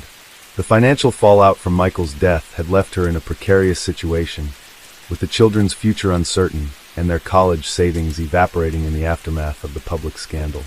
In the early years following the murder, Claire remained out of the public eye. She declined most interviews, even turning down book offers that would have chronicled her story. Instead, she focused on raising Alex and Sophie, trying her best to shield them from the harsh reality of their father's actions. Claire often found herself having to explain away the complications of Michael's business dealings. To the children, their father had been a hero, a man who worked hard to provide for his family. The truth, Claire knew, was far more complicated. Yet, she couldn't bear to shatter their idealized memory of their father, not when the world had already taken so much from them. As the years turned into a decade, Alex and Sophie began to develop their own sense of identity, separate from the shadow of their father's legacy. Alex, who had been 10 years old at the time of Michael's murder, chose to study law. He wanted to understand the criminal justice system, the complexities of human behavior, and the motivations behind actions. His pursuit of a legal career was, in part, a way to make sense of the tragedy that had marred his childhood. Yet, it was also a means of achieving something his father had never fully attained: peace. Alex wanted to pursue justice, not just for Michael's murder, but for all the victims who had been affected by the ruthless actions of people like Emily and Sloane. Sophie, younger than Alex, struggled with her memories of Michael. She had been only 6 when he was murdered, and her recollections of her father were vague. What she remembered most was the gaping hole his death had left in their home. She found herself drawn to the world of art, using painting and sculpture to express the emotions she couldn't vocalize. Her work often depicted themes of loss and betrayal, and she explored the darkness that had clouded her father's life. Sophie's art became a form of therapy, a way for her to process the emotions that she had buried for so long. It was her way of reclaiming some semblance of control over the narrative of her childhood, a narrative that had been overshadowed by her father's tragic end. Meanwhile, Claire struggled with the choices that lay ahead. The passage of time had not dulled the pain of losing Michael. She had spent years piecing together the shattered remnants of her life, but she couldn't shake the feeling that something was still missing. She had tried to fill the void with new relationships, but nothing seemed to compare to the life she had once had. Her memories of Michael, both good and bad, clung to her like a second skin. Sometimes she still heard the echoes of their arguments, the harsh words spoken in the heat of frustration, or the quiet moments when they had shared hopes for the future. In the quiet of the night, when the house was still, she would often find herself reaching for a life that was no longer there. For years, Claire avoided any public mention of Michael. The world had turned on him, and she had turned inward, determined to protect her children from the scrutiny of their father's reputation. Yet, as the years wore on, she began to find peace in the smaller moments of life, the quiet laughter of her children, the warmth of a new family she had started to build. Claire realized that while Michael's actions had forever changed their lives, she could still carve out a path for herself and her children. She had learned to forgive, though she would never forget the pain and loss that had defined so much of her life. The legacy of Michael's death remained in the city of Chicago, a story of ambition gone wrong, of betrayal and murder in a world where power and greed often eclipsed moral responsibility. Yet, the lives of those who had been closest to him had moved on, scarred but stronger for having survived the aftermath. Alex and Sophie, though they would never forget their father, had found their own ways to cope with the legacy he had left behind. As for the perpetrators, both Emily and Sloane served their sentences, living out their days behind bars. Their once promising futures had been consumed by the decisions they made in the heat of their desire for wealth and power. They had been driven by greed, but in the end, it was their own self-destructive tendencies that had sealed their fates. Their actions had forever altered the lives of the Dunn family, but time had a way of healing even the deepest wounds. Claire, Alex, and Sophie might never forget the dark chapter of their lives, but they had learned to rebuild, one piece at a time. And so the story of Michael Dunn came to an end, a grim reminder of the dangers of ambition unchecked and the fragile nature of trust. His legacy, however, would continue to echo through the lives of his family, who had found a way to survive the darkness and move forward into the light. Story 4. The year 2002 began with a chilling discovery in the quiet suburban neighborhood of Westfield, a small town nestled just outside of Chicago. The body of Nathaniel Hayes, a 42-year-old prominent businessman, was found in his upscale home on the morning of January 14th. The scene was brutal, a life violently cut short, and as investigators arrived at the scene, they quickly realized that this was no ordinary homicide. It was clear that Nathaniel's death was not an accident. The question, however, was who could have had the motive to end such a prosperous life, and why? Nathaniel Hayes had made a name for himself in the world of construction. Over the years, his company had grown from a modest startup into one of the leading construction firms in the Midwest. He had a reputation for his sharp mind and his ability to close deals that made him both wealthy and influential. Those who knew him described him as ambitious, driven, and meticulous in every aspect of his work. However, those same qualities made him enemies. As Nathaniel's fortune grew, so did the number of people who found themselves on the wrong side of his deals. It was an open secret in the industry that Nathaniel had a tendency to step on others to get ahead, and in some cases, he had ruined careers with a single decision. The first officers to arrive at Nathaniel's home found a grisly sight. His body was discovered in the living room, sprawled out on the floor near a large bay window that overlooked a sprawling garden. The victim appeared to have been shot multiple times, with blood splattered across the floor and furniture. There was no sign of forced entry, and nothing seemed to have been stolen from the house. The front door had been left ajar, which seemed unusual given Nathaniel's cautious nature. The initial assessment suggested that the killer had been someone familiar to Nathaniel, someone who had known his routines and movements. Detective Jennifer Brooks, the lead investigator on the case, immediately began her examination of the crime scene. She noted the absence of any signs of a struggle, which suggested that Nathaniel had either been caught off guard or knew his assailant. There was no indication of robbery, and the safe in Nathaniel's study remained untouched. Detective Brooks speculated that this was likely a personal matter, a crime driven by emotions rather than a financial motive. The first lead came from a phone call made by Nathaniel just hours before his death. A neighbor, who had been up late watching television, reported seeing Nathaniel's black SUV parked outside his house around midnight. It was unusual for Nathaniel to stay out so late, and even more unusual for him to leave his car parked in such a visible location. The neighbor had noticed a man standing by the vehicle, speaking to Nathaniel through the car window. They appeared to be in an animated discussion, though the neighbor couldn't make out the words. The man was described as tall, with short, dark hair, wearing a leather jacket. He had left the scene just as quickly as he had arrived, disappearing into the night. The description of the man matched that of Daniel Pierce, a former employee of Nathaniel's construction company. Daniel had been fired several months earlier after a heated dispute over a project that had gone over budget. The project had been a high-profile one, and the fallout from its failure had cost Nathaniel millions. Daniel had accused Nathaniel of mismanaging the funds and blamed him for the collapse. Their relationship had deteriorated quickly, and Daniel had been let go, but not without a fight. He had threatened to ruin Nathaniel's reputation, claiming that he would expose Nathaniel's unethical business practices. Detective Brooks immediately put out a warrant for Daniel Pierce's arrest. The pieces of the puzzle were falling into place. Daniel had a clear motive, revenge, and he had been seen in the vicinity of Nathaniel's home shortly before the murder. But when detectives visited his apartment, they found it empty. Daniel had vanished.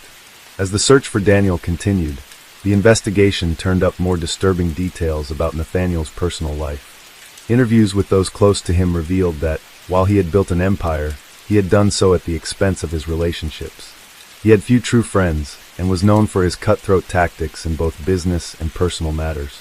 Several former colleagues testified that Nathaniel had once promised to help them build their careers, only to abandon them when their success threatened his own. Nathaniel's reputation in the construction industry was one of ruthless ambition and manipulation, and many of those who had crossed paths with him were left embittered. The investigation also uncovered a series of secretive emails exchanged between Nathaniel and several high-ranking officials in local government. These emails contained references to questionable zoning permits, under-the-table deals, and covert negotiations about land development projects. The emails suggested that Nathaniel had been involved in bribing city officials to secure construction contracts. Several of the officials named in the correspondence were investigated, but none were found to be directly involved in the murder. Despite the mounting evidence against Daniel Pierce, Detective Brooks was not convinced that he was the sole perpetrator. While Daniel had the motive, the method of the killing didn't seem to match his character. The execution-style shots fired into Nathaniel's chest appeared too precise, too cold. Detective Brooks couldn't shake the feeling that someone else had been involved. Someone with a more calculated mind. Someone who had been willing to work with Daniel to bring Nathaniel down. A breakthrough came when forensic investigators discovered a partial fingerprint on the handle of the gun used in the murder. The print didn't match Daniel Pierce's, but it did match that of Robert Dillard, a wealthy investor who had been involved in some of Nathaniel's recent projects. Robert had appeared in the background of the case from the start, a silent player in the high-stakes world of real estate. He had been one of Nathaniel's key financial backers, but their relationship had soured over time. Robert had become frustrated with Nathaniel's inability to deliver on promises and had begun to distance himself from him. It had been rumored that Robert had invested heavily in a project that Nathaniel had subsequently mishandled, resulting in substantial financial loss for Robert. When detectives questioned Robert, they learned that he had been meeting with Daniel Pierce just days before the murder. Their conversations had centered on Nathaniel's business practices and the growing frustration they both felt toward him. Robert had claimed that he and Daniel had only discussed the possibility of taking legal action against Nathaniel, but detectives quickly discovered that their meetings had been more than just business negotiations. Robert had been looking for a way to recover his losses, and Daniel had been willing to do whatever it took to get revenge. It became clear that Robert and Daniel had teamed up to orchestrate Nathaniel's death. Daniel, driven by personal vendetta, and Robert, motivated by financial ruin, had both plotted the murder in cold blood. Daniel had acted as the trigger man, but Robert had provided the resources and the planning. Together, they had taken down a man who had once been at the top of his game. On January 27, 2002, Robert Dillard and Daniel Pierce were arrested in a joint operation conducted by the local police. The two were charged with the murder of Nathaniel Hayes, and the case was brought to trial. The prosecution presented a compelling case, laying out the details of the conspiracy between Daniel and Robert, and the evidence was overwhelming. The motive was clear: revenge and greed, and the cold calculation behind the murder made it one of the most chilling cases Detective Brooks had ever encountered. The trial lasted for several months, with both men attempting to shift blame and deny their involvement. Daniel's defense team argued that he had been manipulated by Robert, claiming that he had acted out of a misplaced sense of loyalty. Robert, on the other hand, tried to distance himself from Daniel, claiming that he had only met with him out of a desire to discuss business matters, not to plot a murder. But the jury was unconvinced, and both men were convicted of first-degree murder. They were sentenced to life in prison, without the possibility of parole. The murder of Nathaniel Hayes rocked the local business community, leaving a scar that would take years to heal. His death, while tragic, also served as a stark reminder of the dangers that came with unchecked ambition and the lengths to which people would go to protect their wealth and power. For those who had once admired Nathaniel's success, the case was a cautionary tale of how greed and betrayal could destroy even the most seemingly untouchable figures. As the trial concluded and both Daniel Pierce and Robert Dillard were sentenced to life in prison, the ripple effects of Nathaniel Hayes' murder continued to reverberate through the community. The story, initially perceived as a personal vendetta, had become a broader commentary on the dark side of ambition, wealth, and power. For many, the murder had opened a window into the cutthroat world of high-stakes real estate and business dealings, where loyalty was a fragile concept, and alliances were forged and broken in the pursuit of financial gain. The murder of Nathaniel Hayes was a reminder that behind every success, there could be enemies waiting to strike, people who had been burned or left in the wake of someone else's ruthless rise. In the aftermath, Westfield's business community was forever altered. Many former associates of Nathaniel, once eager to align themselves with his thriving empire, now distanced themselves from his name and his legacy. Several ongoing projects were put on hold as investors scrambled to assess the long-term implications of Nathaniel's criminal ties. Those who had once sung Nathaniel's praises now faced awkward conversations with clients, investors, and colleagues. Some tried to downplay their past connections to the man who had once been a symbol of success, while others openly criticized the way Nathaniel had run his business, distancing themselves from the more unethical aspects of his work. Yet, despite the fall of Nathaniel's empire and the tarnishing of his reputation, there were those who still remembered the man differently. For some, Nathaniel's death was a tragic loss. His early work had helped shape Westfield's skyline, and his company had employed hundreds of people. To them, Nathaniel was not just a villain or a ruthless businessman, but someone who had left an indelible mark on the landscape of their town. His untimely death raised questions about the nature of success and the cost at which it was achieved. Was it worth it to climb the corporate ladder, to sacrifice relationships and integrity, just for the sake of accumulating wealth and power? Nathaniel's murder had become a philosophical conversation among locals, a debate that would continue to simmer long after the trial. For Claire Hayes, Nathaniel's widow, the conviction of Daniel and Robert brought little comfort. The sense of closure that many hoped would accompany the trial never materialized for her. Despite knowing who was responsible for her husband's death, she found herself trapped in a web of conflicting emotions. On one hand, she was relieved to see justice done, but on the other, she was left to grapple with the realization that the man she had married, her partner, the father of her children, had been living a double life, one far darker and more dangerous than she had ever imagined. Her grief was compounded by the knowledge that Nathaniel's legacy was forever tainted by the violent manner in which he had been taken from her and their children. Claire spent countless hours reflecting on her life with Nathaniel, trying to reconcile the man she had loved with the man who had betrayed so many. She could not deny that Nathaniel had been charming, persuasive, and even caring at times, but she also had to confront the undeniable truth that he had made countless enemies. She began to ask herself whether she had truly known him at all. Had she been so blinded by his success and ambition that she had ignored the darker aspects of his personality? The realization that she had been complicit in overlooking Nathaniel's faults, focusing instead on his achievements and their comfortable life, became a heavy burden that she struggled to bear.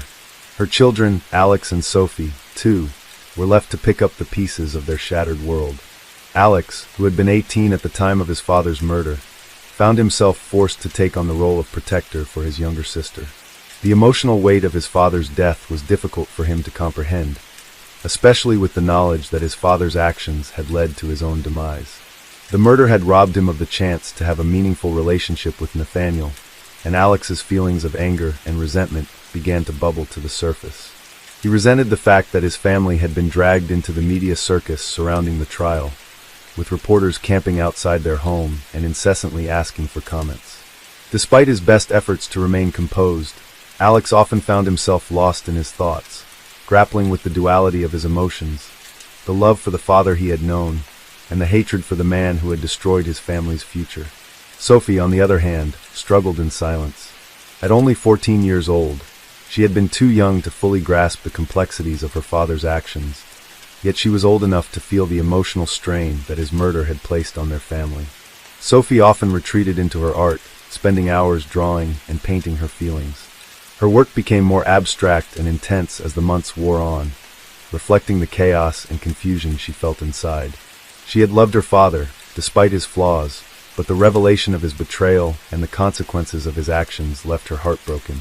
Sophie found herself caught between wanting to preserve the good memories of Nathaniel and the overwhelming anger she felt toward him for causing the devastation in their lives. As time passed, Claire focused on rebuilding a semblance of normalcy for her children. She found solace in her community, turning to close friends for support. Claire was determined to give her children the best future she could, even if it meant uprooting their lives and moving away from the shadows of Nathaniel's legacy. She began working for a local charity, using her skills to help others who had been affected by violent crimes. Claire found a sense of purpose in her work, channeling her grief into something that could help others who were facing similar tragedies. It wasn't an easy path, but it was one that gave her a sense of peace in a world that had been turned upside down. For Alex and Sophie, their path was still uncertain. They both continued to navigate the complex emotions surrounding their father's death, trying to make sense of a life that had been overshadowed by violence and betrayal. While they had both inherited their father's drive and ambition, they were determined to make different choices, ones that would allow them to live with integrity and honesty. They vowed never to forget the lessons they had learned from the tragedy, even as they moved forward with their own dreams and aspirations. Meanwhile, the city of Westfield, once proud of its association with Nathaniel Hayes and his booming business, now viewed his legacy with suspicion. The construction projects he had initiated were stalled or abandoned, and the once thriving development deals that had poured money into the local economy were left in disarray. Nathaniel's death had torn apart the fabric of a community that had relied on his success, and it would take years to rebuild the trust that had been lost. The case of Nathaniel Hayes' murder was a stark reminder of the lengths to which people would go in the pursuit of power and wealth. It was a tale of betrayal, of people who had once been close friends and partners, only to be torn apart by greed and revenge. But in the end, it was also a reminder of the fragility of human life, and the ways in which one person's actions could leave a lasting impact on the lives of so many others. Nathaniel's story was not one of heroism or redemption. It was a cautionary tale about the cost of ambition and the destruction that could arise from the quest for power. As the years passed, the shadow of Nathaniel Hayes' murder continued to loom over the town of Westfield. For many, the tragedy became an indelible part of the community's history, a dark chapter that was spoken of in hushed tones at local gatherings. The story of Nathaniel's rise and fall, his ruthless business dealings, and his violent end became the stuff of local lore, recounted at dinner tables and discussed by curious minds wondering how a man who seemed to have it all could have ended up so brutally murdered. Despite the convictions of Daniel Pierce and Robert Dillard, questions about the true extent of Nathaniel's involvement in the criminal underworld continued to surface. New details about his business practices, as well as new testimonies from people who had remained silent during the investigation, began to emerge. Some of these revelations hinted at a deeper web of corruption, suggesting that Nathaniel had not only crossed paths with the wrong people, but had been a key player in a larger network of illegal activities. There were rumors about his involvement in money laundering, connections to organized crime, and even whispers of ties to a notorious underground syndicate operating within the Midwest. The idea that Nathaniel had been a much larger figure in this network than anyone had initially realized added complexity to the murder case. It prompted speculation that Robert and Daniel might not have been the only individuals with a motive for Nathaniel's death. Had they acted alone, or had they been mere pawns in a larger game? Detective Brooks, who had led the investigation, found herself drawn back into the case years after the trial, intrigued by these new developments. She began digging into Nathaniel's business dealings, searching for any connections that could tie him to organized crime or other shadowy figures from his past. In the years following the murder, the police department began receiving anonymous tips about Nathaniel's connections to people with questionable backgrounds. One particularly intriguing lead came from a former associate of Nathaniel's, who had worked with him on a development project that had been plagued by financial discrepancies. This associate, now in hiding after a series of threats against his life, claimed that Nathaniel had been deeply involved in the manipulation of city contracts, part of a larger scheme to funnel money into corrupt accounts controlled by a select group of powerful individuals. This revelation sent ripples through the police force, as Detective Brooks and her colleagues revisited the old evidence and conducted fresh interviews. They discovered that several of Nathaniel's key business partners, including some who had been in his inner circle, had disappeared in the years following his murder. Some had been found dead under mysterious circumstances, while others had simply vanished without a trace. The detective also learned that several high-ranking city officials, who had once been close to Nathaniel, had been investigated for corruption but never formally charged. It seemed that Nathaniel had not only been involved in shady business, but had likely been a conduit for much larger illegal activities. The investigation into these leads was slow and meticulous, as Detective Brooks and her team pieced together a network of financial transactions, covert meetings, and coded messages that pointed to an extensive criminal enterprise. The more they uncovered, the more they realized that Nathaniel Hayes had been playing a dangerous game, one where the stakes were not just business deals, but also the lives of those around him. Nathaniel had made enemies at every level of society, in the business world, among his employees, and even within the local government. As the detective continued her search for answers, she couldn't help but wonder whether Nathaniel's murder was just the tip of the iceberg. With the investigation back in full swing, Detective Brooks reached out to several law enforcement agencies, asking for help in tracking down leads that spanned multiple states. They focused particularly on the underground syndicate, hoping to uncover any connections between Nathaniel and this larger criminal organization. The detective soon found herself immersed in a world she had never fully understood, one of coded messages, hidden accounts, and shadowy figures who operated far beneath the radar of the public eye. While this new investigation into Nathaniel's connections with organized crime was still ongoing, the memory of his murder continued to affect those who had been closest to him. For Claire, Nathaniel's widow, the new developments only deepened her pain. It had been difficult enough to process the violent loss of her husband, but now the questions about his criminal involvement seemed to suggest that Nathaniel had been living a double life, one that she had never truly understood. The realization that he might have been involved in such dangerous dealings added a layer of betrayal to her grief. Claire had already been forced to rebuild her life and raise her children without Nathaniel, but now she found herself grappling with the possibility that the man she had loved had been something entirely different from the person she had known. Claire's children, Alex and Sophie, also found themselves in the midst of this new wave of revelations. For Alex, who was now in his 20s, the discovery of his father's involvement in criminal activities was a blow that sent him reeling. He had worked hard to distance himself from Nathaniel's legacy, determined to forge his own path without the stain of his father's name. But now, with the truth coming to light, Alex couldn't help but wonder if he had been naive in thinking that Nathaniel's actions hadn't shaped his own life. Sophie, who was still grappling with the trauma of her father's murder, found it difficult to make sense of the new information. She had idolized Nathaniel, seeing him as a hero who had built a life for their family. Now that image was shattered, leaving her with more questions than answers. The new investigation also had an impact on Westfield as a whole. The town, which had once taken pride in Nathaniel's contributions to its growth, now found itself grappling with the tarnished legacy of a man who had been both a pillar of the community and a key player in the criminal underworld. City officials, some of whom had been involved with Nathaniel's projects, were forced to answer tough questions about their relationships with him. The local press, which had once celebrated Nathaniel as a success story, now turned its focus to uncovering the truth behind his death. The media frenzy surrounding the case threatened to further destabilize the town's economy, as investors pulled out of projects, unsure of how to proceed in the wake of these unsettling revelations. In the midst of all this chaos, the investigation into Nathaniel's murder remained ongoing. Detective Brooks and her team were determined to uncover every facet of the crime, and as they continued to peel back the layers of Nathaniel's life, they discovered more and more evidence that pointed toward a complex, multifaceted conspiracy. Whether Nathaniel had been killed as a result of personal vendetta, business rivalry, or his involvement in criminal enterprises, one thing was certain: his death was no ordinary homicide. It was a crime that spoke to the dark underbelly of ambition, power, and greed.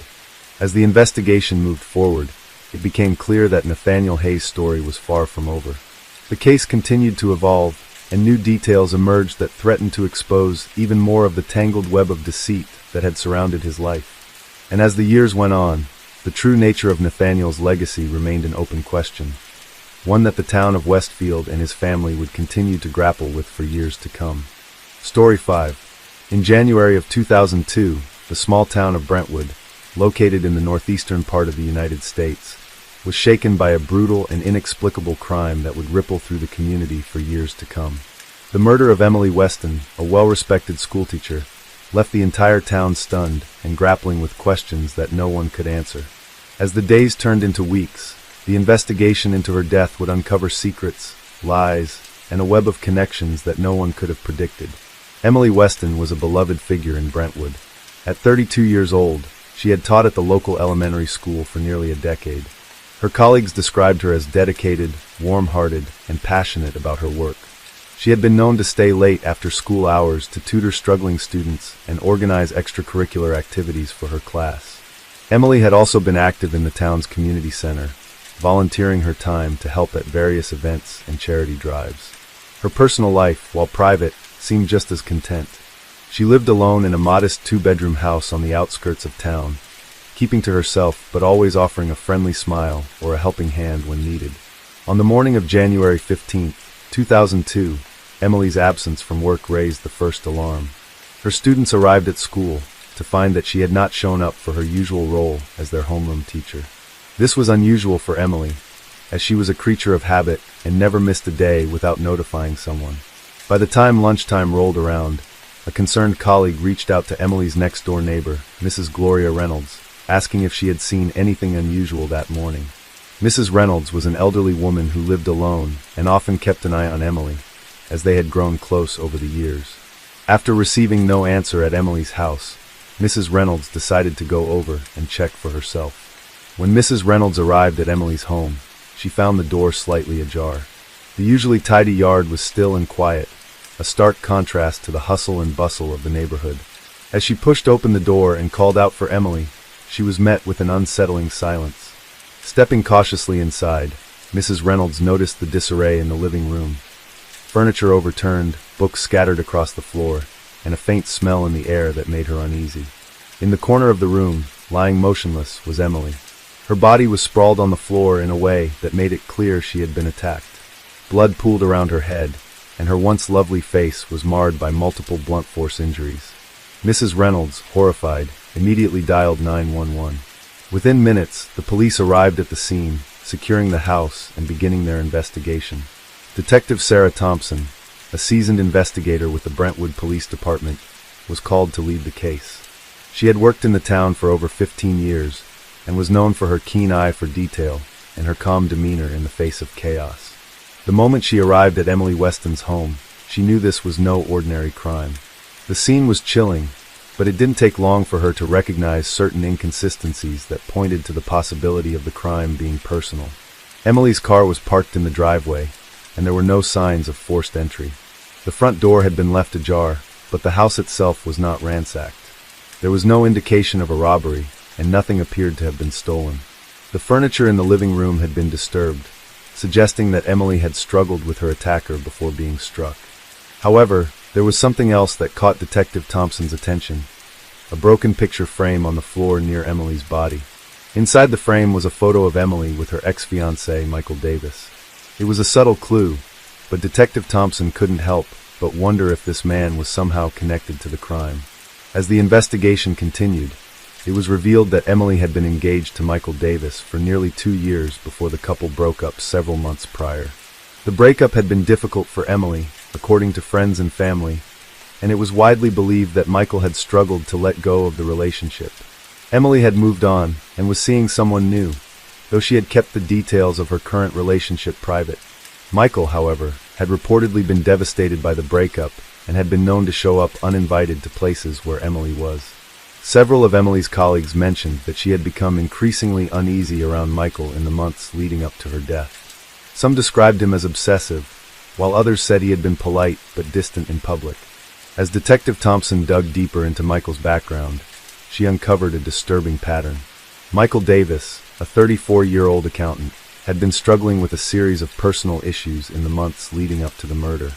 He had lost his job at a local firm after an internal audit revealed discrepancies in his financial records. Following his dismissal, Michael had become reclusive, frequently showing up at Emily's house unannounced and sending her repeated text messages, despite her requests for him to stop. It seemed that Michael had not taken the breakup well and had become increasingly obsessed with winning Emily back.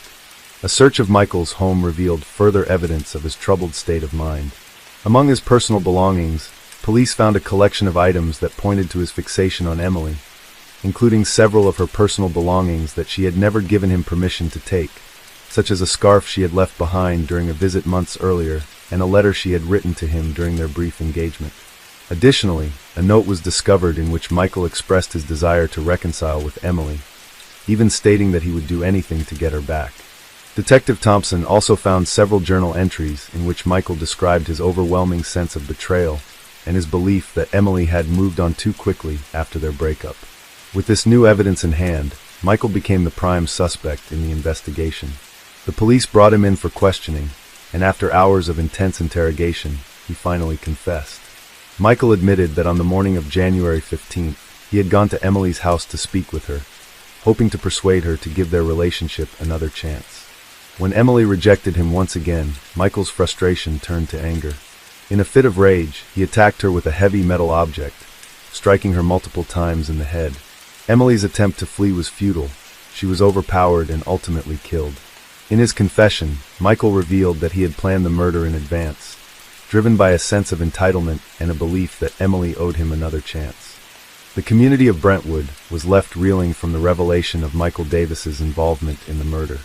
Emily Weston, the kind-hearted schoolteacher who had touched so many lives, had been taken from them in a senseless act of violence. Michael Davis, once a familiar face in the town, was now a convicted murderer, and his actions had shattered the lives of those who had known him. Emily's friends, family, and colleagues mourned her loss deeply, remembering her for the selflessness and dedication she had shown throughout her life. The trial of Michael Davis was a long and painful process, but in the end, justice was served. He was convicted of first-degree murder and sentenced to life in prison without the possibility of parole. As the years passed, the community of Brentwood slowly healed, but the memory of Emily Weston lived on. A scholarship in her name was established at the local school, and her students, both past and present, continued to honor her memory through their own acts of kindness and dedication to learning. Though Emily's life had been tragically cut short, Her legacy lived on through the lives she had touched, and through the lessons she had taught about compassion, resilience, and the importance of never taking anything for granted. But for many in Brentwood, the murder of Emily Weston was a haunting reminder that sometimes, no matter how well we think we know those around us, darkness can lurk in the most unexpected places. It also served as a stark warning about the dangers of obsession and the potential consequences of allowing anger and jealousy to fester unchecked. In the end, Emily's death became a testament to the fragility of life and to the devastating consequences that can arise when the human heart is consumed by rage and unrequited love. As the months passed after Emily Weston's murder, the town of Brentwood, which had been so deeply affected by the loss of one of its brightest stars, continued to reel from the shock. The loss of Emily, the beloved teacher and active community member, left a hole that no one could fill. She had touched so many lives in the small town, and her brutal death shattered the tight-knit fabric that had held the community together. In the aftermath of Michael Davis's confession, life in Brentwood slowly began to return to some semblance of normalcy, but the tragedy never truly left. People still whispered about it in coffee shops, and her colleagues continued to feel her absence every day in the classroom. Her students, some of whom had been just shy of graduation when she was killed, continued to honor her memory by excelling in their studies and showing the same kind of dedication she had always demonstrated. In her absence, the town's school district offered counseling to students who had been particularly affected by her death, helping them to process their grief. But there was no escaping the shadow of what had happened.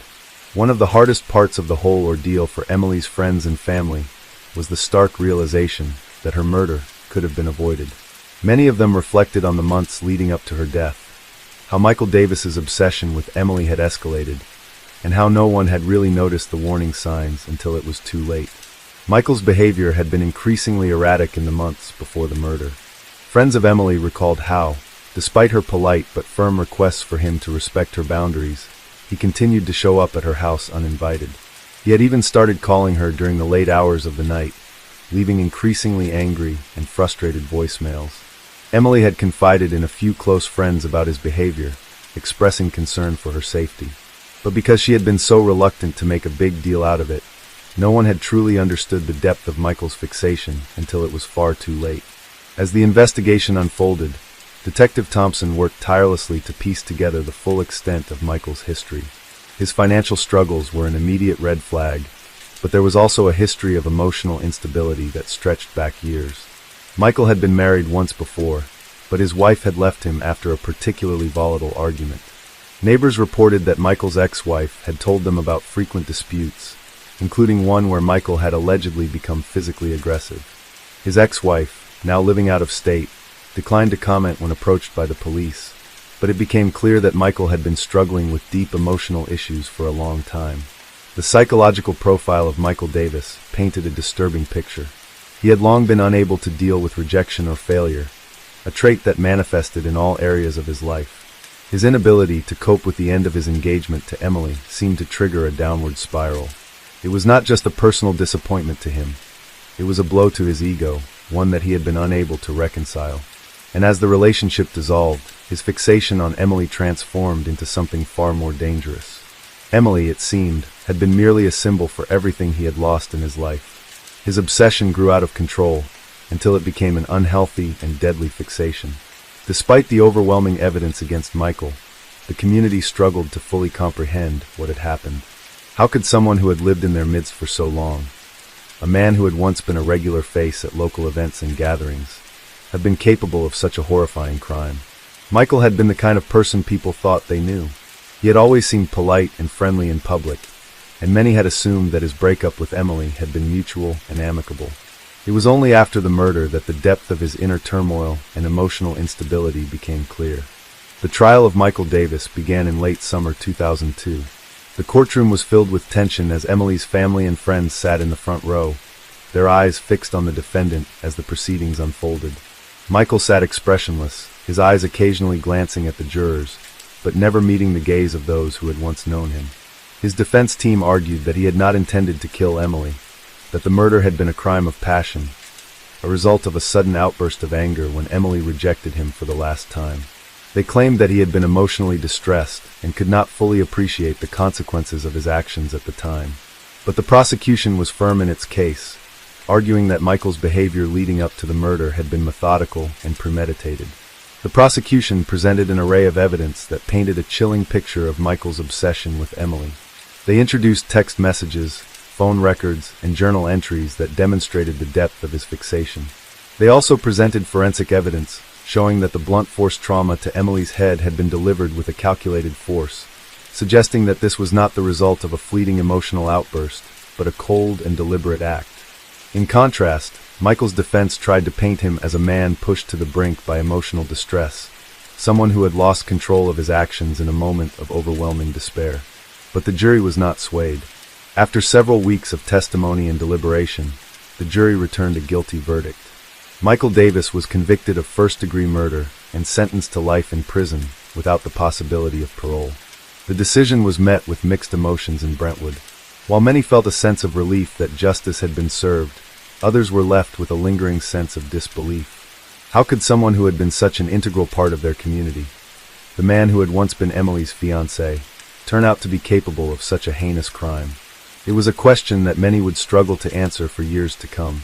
Emily Weston's funeral had been a somber occasion. The community turned out in full force to honor her memory, but it was clear that there was no way to fill the void left by her untimely death. Her family, though devastated, found solace in the fact that Emily had led a life filled with love and purpose. Her obituary, which had been shared in newspapers across the region, spoke of a woman who had dedicated herself to shaping the minds of young children, a woman who had been kind, generous, and deeply involved in her community. But her legacy, as her family and friends would come to understand, was not just in the work she had done or the students she had taught. It was also in the lessons she had imparted about the importance of kindness, compassion, and resilience, lessons that would live on in the hearts of those who knew her. The investigation into Emily's murder and the subsequent trial of Michael Davis marked the end of one chapter in Brentwood's history, but the ripple effects would continue to be felt for years to come. In the years that followed, the town made efforts to promote awareness of domestic violence and obsessive relationships. Support groups were created to help those who were dealing with unhealthy emotional attachments, and local schools began to offer education on healthy relationships and how to spot the signs of emotional manipulation. While these efforts couldn't bring Emily back, they were a small but significant step toward preventing similar tragedies in the future. For Detective Thompson, the case stayed with her for a long time. She had seen countless murders in her career, but there was something particularly haunting about Emily's death. The fact that it had been committed by someone so close to her, someone who had once been a part of her life, made it harder to accept. But Detective Thompson knew that in the end, justice had been served. Michael Davis was where he belonged, behind bars, paying the price for the life he had taken. And Emily Weston's memory would continue to live on, not just in the town of Brentwood, but in the hearts of all who had been touched by her kindness and dedication. Months after Michael Davis's conviction, Brentwood slowly began to settle back into its routine, but the scars from Emily Weston's death ran deep. The town's residents, though relieved that justice had been served, were left with a lingering sense of disbelief. Emily's absence was still felt daily in classrooms, in community gatherings, and in the quiet moments when people reflected on the town's past. The tragedy had exposed the dark side of human nature, and it left a sense of wariness among the community members. They had all known Michael in one form or another. Many had trusted him.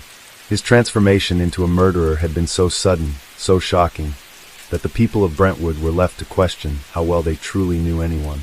Emily's family, particularly her parents, took solace in knowing that Michael would never again walk the streets of their town. They had buried their daughter with the quiet dignity that she had lived with, but they would never be able to fully heal from the horror of her death. In the months following the trial, they often visited her grave, quietly mourning the loss of a woman who had so much potential and so much to offer. Her parents, who had always been proud of her accomplishments, struggled with the question of why Emily had been taken from them. There were no answers, no comforting closure.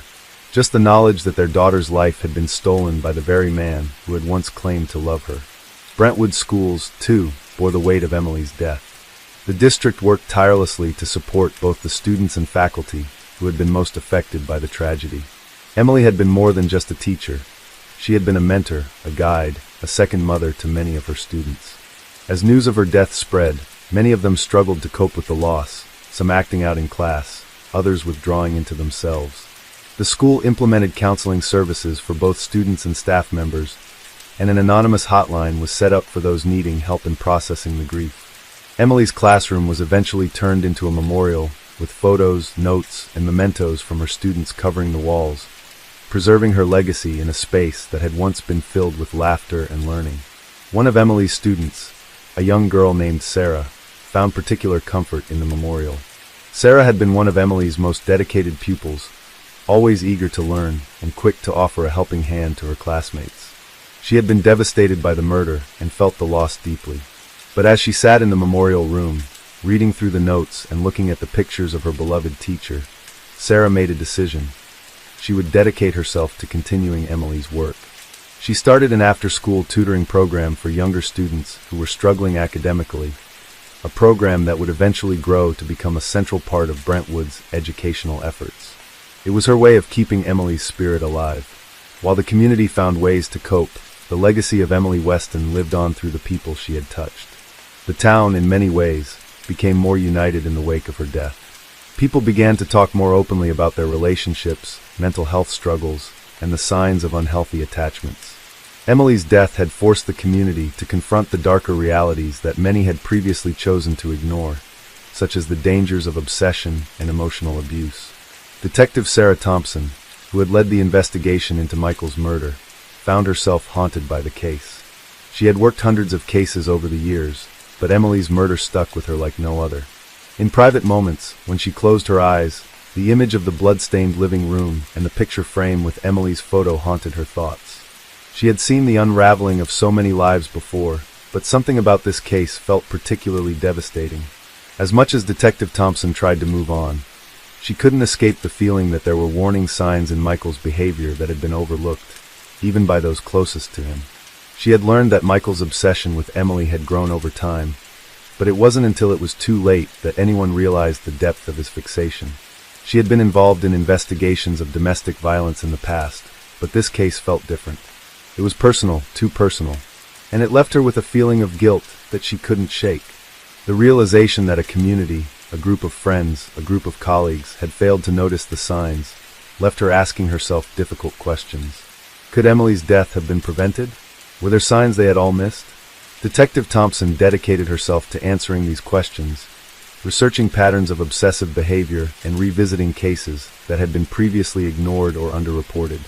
She worked closely with local organizations that advocated for mental health awareness and prevention of domestic violence. In the years that followed, Brentwood saw a gradual but significant increase in public awareness campaigns and community programs aimed at recognizing and addressing unhealthy emotional attachments. In addition to the public initiatives, Detective Thompson spearheaded a series of community workshops aimed at educating people about emotional manipulation, controlling behavior, and how to set healthy boundaries in relationships. While these programs were only a small part of the larger effort to heal, they became an important part of Brentwood's recovery. The town's leaders recognized that Emily Weston's death had forced them to face uncomfortable truths about the nature of human relationships, and they were committed to making sure that no other family would have to endure such a loss. Despite the fact that Michael Davis was incarcerated for the rest of his life, there were still discussions about his case that remained unresolved in the public's mind. Was he truly a danger to society? Or was he a man who had, at some point, simply lost control? Emily's family would never have an answer to that question. They would never know whether Michael's remorse was genuine, or if his confession had been motivated by a desire to avoid a death sentence. But for the Weston family, there was no closure, only the unbearable knowledge that their daughter's life had been taken away in the most violent and senseless way imaginable. The case continued to be discussed in academic circles and in law enforcement agencies across the country. Experts in criminal psychology and domestic violence debated whether the legal system had done enough to address issues of emotional manipulation, obsession, and relationship-based violence. Michael's case was cited as an example of how a pattern of obsession could spiral into something more dangerous. Yet it also raised questions about how society could better respond to warning signs before it was too late. While Emily Weston's murder had become a part of the town's painful history, it also became the catalyst for change. In the years following the case, Brentwood began to heal. The town was never the same, but it had grown stronger, more resilient. It had learned from its past, and it was determined to make sure that the tragedy of Emily's death would not be forgotten. For those who knew Emily, her spirit lived on in the kindness and compassion they showed one another. She had been a teacher, a mentor, a friend, and in the end, it was her students, her colleagues, and her community that carried on her legacy, teaching others to care, to listen, and to love without reservation. While Michael Davis would remain locked away for the rest of his life, Emily's impact on the town of Brentwood would never fade. She had shown the world that kindness could heal, even in the face of unimaginable pain, and in doing so, she had left a lasting mark on everyone who had known her. Story 6. In the quiet, snow-covered streets of Springfield, January 2002 began with a chilling discovery that would haunt the small town for years to come. The day had started like any other, with the first hints of winter frost forming on the windows of houses, and the sound of distant traffic muffled by the blanket of snow that had slowly begun to accumulate overnight. The calm serenity of the town was shattered early that morning when a call came into the local police station. There had been a murder. The victim was a prominent businesswoman in the community, Allison Hayes, whose body was found in her upscale home on the outskirts of town. Allison had been well known in Springfield, both for her successful career as a businesswoman and her philanthropic work in the community. A mother of two and a devoted wife, she had seemed to have it all. Her company, Hayes Enterprises, had grown steadily over the past decade, making her one of the wealthiest and most influential people in the area. But as the police began their investigation, they soon discovered that behind the facade of a perfect life, there were dark secrets lurking in the shadows. The call had come in at 6:45 a.m., when a neighbor reported seeing Allison's husband, Thomas Hayes, pacing nervously outside their home. According to the neighbor, Thomas appeared disheveled and seemed to be on the verge of panic. He had reportedly been knocking on the door, but when he received no answer, he began to shout for help. Concerned, the neighbor approached and offered to assist. After a few moments of failed attempts to reach Allison, Thomas managed to force the door open, only to find his wife's lifeless body lying in a pool of blood in the kitchen. The scene was brutal, a single gunshot wound to the chest, and signs of a struggle evident in the disarray around the room. Thomas immediately called 911. Detective Robert Hayes, no relation to the victim, was assigned to the case. His first impression upon entering the home was one of confusion. It was clear that Allison had been killed quickly, the gunshot to her chest fatal almost immediately. There were no signs of forced entry, leading the detective to suspect that the killer might have been someone familiar with the household. The presence of a struggle also suggested that Allison had tried to defend herself against her attacker. Thomas Hayes, visibly distraught, was quickly brought in for questioning.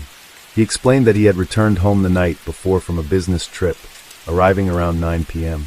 According to him, the two had shared a brief conversation about their children and their plans for the weekend before going to bed. He insisted that nothing seemed out of the ordinary, and that he had no reason to believe anyone would want to harm his wife. However, Detective Hayes noticed something that didn't quite add up. Thomas's behavior, though grief-stricken, seemed rehearsed. His story had the appearance of a man who was trying too hard to appear innocent. His answers were quick, yet lacked detail, and he avoided making direct eye contact with the detective. He also seemed overly concerned with the details of his wife's death, asking repeatedly how she had been found and what the cause of death was. This unusual focus raised the detective's suspicions. As the investigation unfolded, the detective began to look deeper into the lives of both Thomas and Allison Hayes. It quickly became apparent that their marriage was far from perfect. Although Thomas had portrayed himself as a loving husband, interviews with friends, family, and colleagues revealed a different story.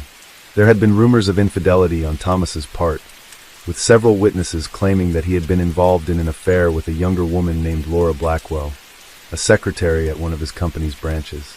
Laura, when questioned, admitted to having had a romantic relationship with Thomas for the past 6 months, but she insisted that it had ended recently.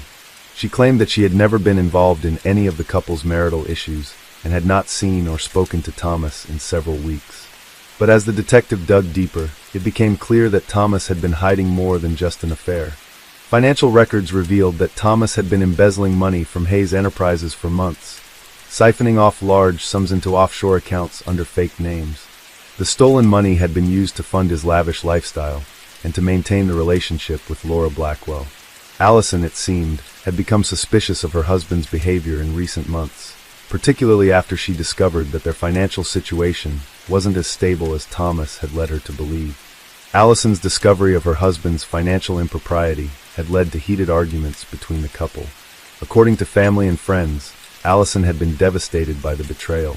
She had confided in a few close friends about the situation, stating that she was considering divorcing Thomas, though she had not yet made a final decision. The prospect of losing everything, the family business, their home, and the life they had built together, was too much for Thomas to bear. It seemed that his desire to maintain his lifestyle, fueled by greed and a desperate need to keep his affair a secret, had driven him to an unthinkable crime. Detective Hayes continued his investigation, uncovering more damning evidence against Thomas. A search of the Hayes home revealed a hidden safe in the basement, where a collection of documents detailing Thomas's illicit activities was found. Among the papers was a letter from a law firm, informing Allison that she had hired them to begin the divorce proceedings. The letter, dated just a few days before her death, provided a crucial timeline that suggested Allison had been on the verge of leaving her husband. The motive for the murder became clear. Fearing the loss of his wealth and the collapse of his carefully crafted life, Thomas had taken matters into his own hands. He had waited until the early hours of the morning, when Allison was alone and vulnerable, and he shot her in cold blood. The struggle in the kitchen had been a desperate attempt by Allison to fight back, but it was no use. She had been caught off guard by her husband's betrayal, and her life had ended in a moment of terrifying violence. As the evidence against Thomas mounted, the police moved quickly to arrest him. On the night of January 23, 2002, just days after the murder, Thomas Hayes was taken into custody at his home. The arrest was met with shock by the community. Friends and family who had once viewed Thomas as a successful and respectable man were left in disbelief. The town of Springfield had been rocked by the revelation that the killer had been someone they all knew and trusted. In the days leading up to the trial, Thomas's defense team tried to argue that the murder had been an accident, claiming that he had been in a state of emotional turmoil when he shot his wife. They presented evidence of his financial stress and the strain in their marriage as mitigating factors. But the prosecution was unyielding. They painted Thomas as a man consumed by greed, jealousy, and fear of losing everything he had worked for. The cold, calculated manner in which he had planned and executed the murder left no room for doubt in the minds of the jury. In late spring 2002, after a highly publicized trial, Thomas Hayes was found guilty of first-degree murder and sentenced to life in prison without the possibility of parole. The jury's verdict brought some closure to Allison's family and friends, but the damage to Springfield's sense of security was profound. The murder of a prominent businesswoman by her own husband had shattered the community's trust in those they had once believed were safe. The loss of Allison Hayes would never be fully healed for her children, her family, and the people whose lives she had touched. Her funeral was a solemn affair, attended by friends, business associates, and the residents of Springfield who had known her as a caring and giving woman. In the wake of her death, her philanthropic work was carried on by a foundation created in her honor, aimed at supporting women who were victims of domestic violence and financial abuse.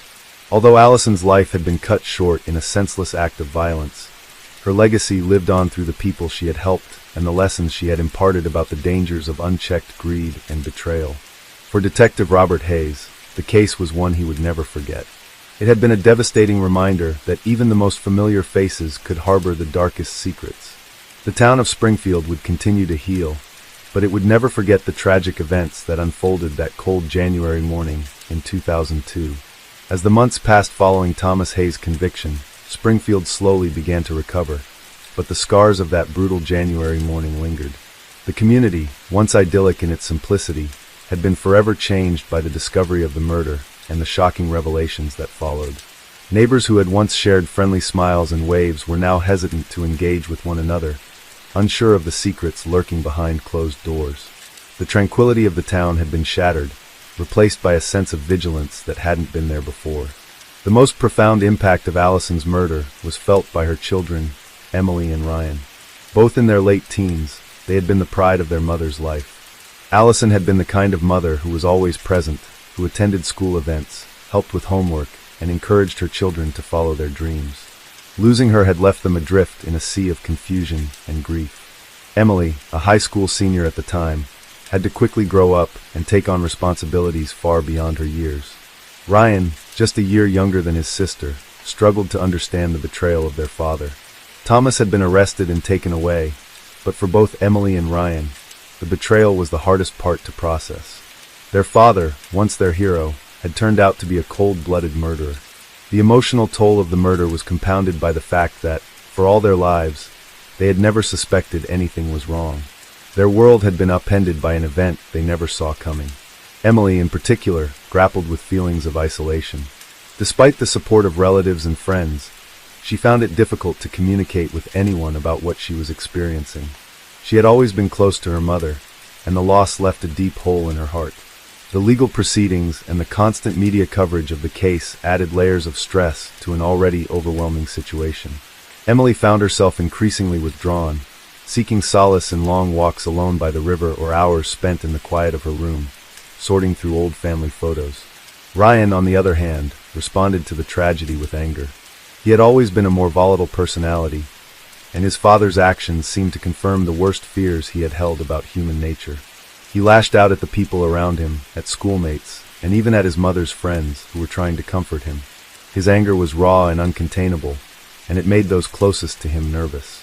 They worried that he would end up making choices that would lead him down a dangerous path. In a desperate attempt to regain control over their lives, Emily and Ryan chose different paths. Emily, with the encouragement of her mother's friends and a caring guidance counselor at school, channeled her grief into something positive. She decided to pursue a career in social work, hoping to help other children who had experienced similar losses. In her mother's memory, she began to volunteer with local organizations that focused on supporting survivors of domestic violence, becoming an advocate for children in crisis. Her passion for helping others became a driving force, and it gave her a sense of purpose that helped her navigate the pain of her own loss. Ryan, however, took a darker route. The anger he felt towards his father, and the world in general, festered as he grew older. He felt betrayed not only by his father's actions, but also by a world that seemed indifferent to his pain. Despite his mother's efforts to keep him grounded, Ryan rebelled. He dropped out of high school and became involved in a series of run-ins with the law, often drinking heavily and using substances to numb the overwhelming sadness and anger that consumed him. His mother tried to intervene, but the damage was done. The tight-knit family unit that had once been so full of promise had been shattered beyond repair.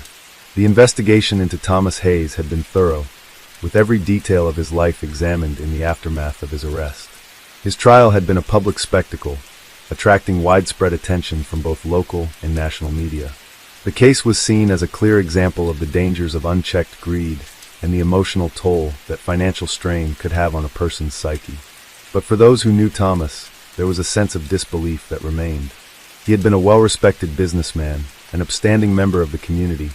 No one had expected him to be capable of such a heinous act. In the years that followed the trial, people in Springfield continued to grapple with the idea that they had been living in such close proximity to a murderer without ever suspecting it. The revelation of Thomas's affair with Laura Blackwell had shocked the community, but it was the discovery of his embezzlement activities that truly stunned everyone. As his business empire crumbled, it became clear that Thomas had been living a double life for years. The money he had stolen from his own company was enough to sustain his lavish lifestyle, but it was never enough to satisfy his deeper cravings for control and power. The money wasn't the real issue. The issue was his sense of entitlement, his belief that he could do whatever he wanted without facing any consequences.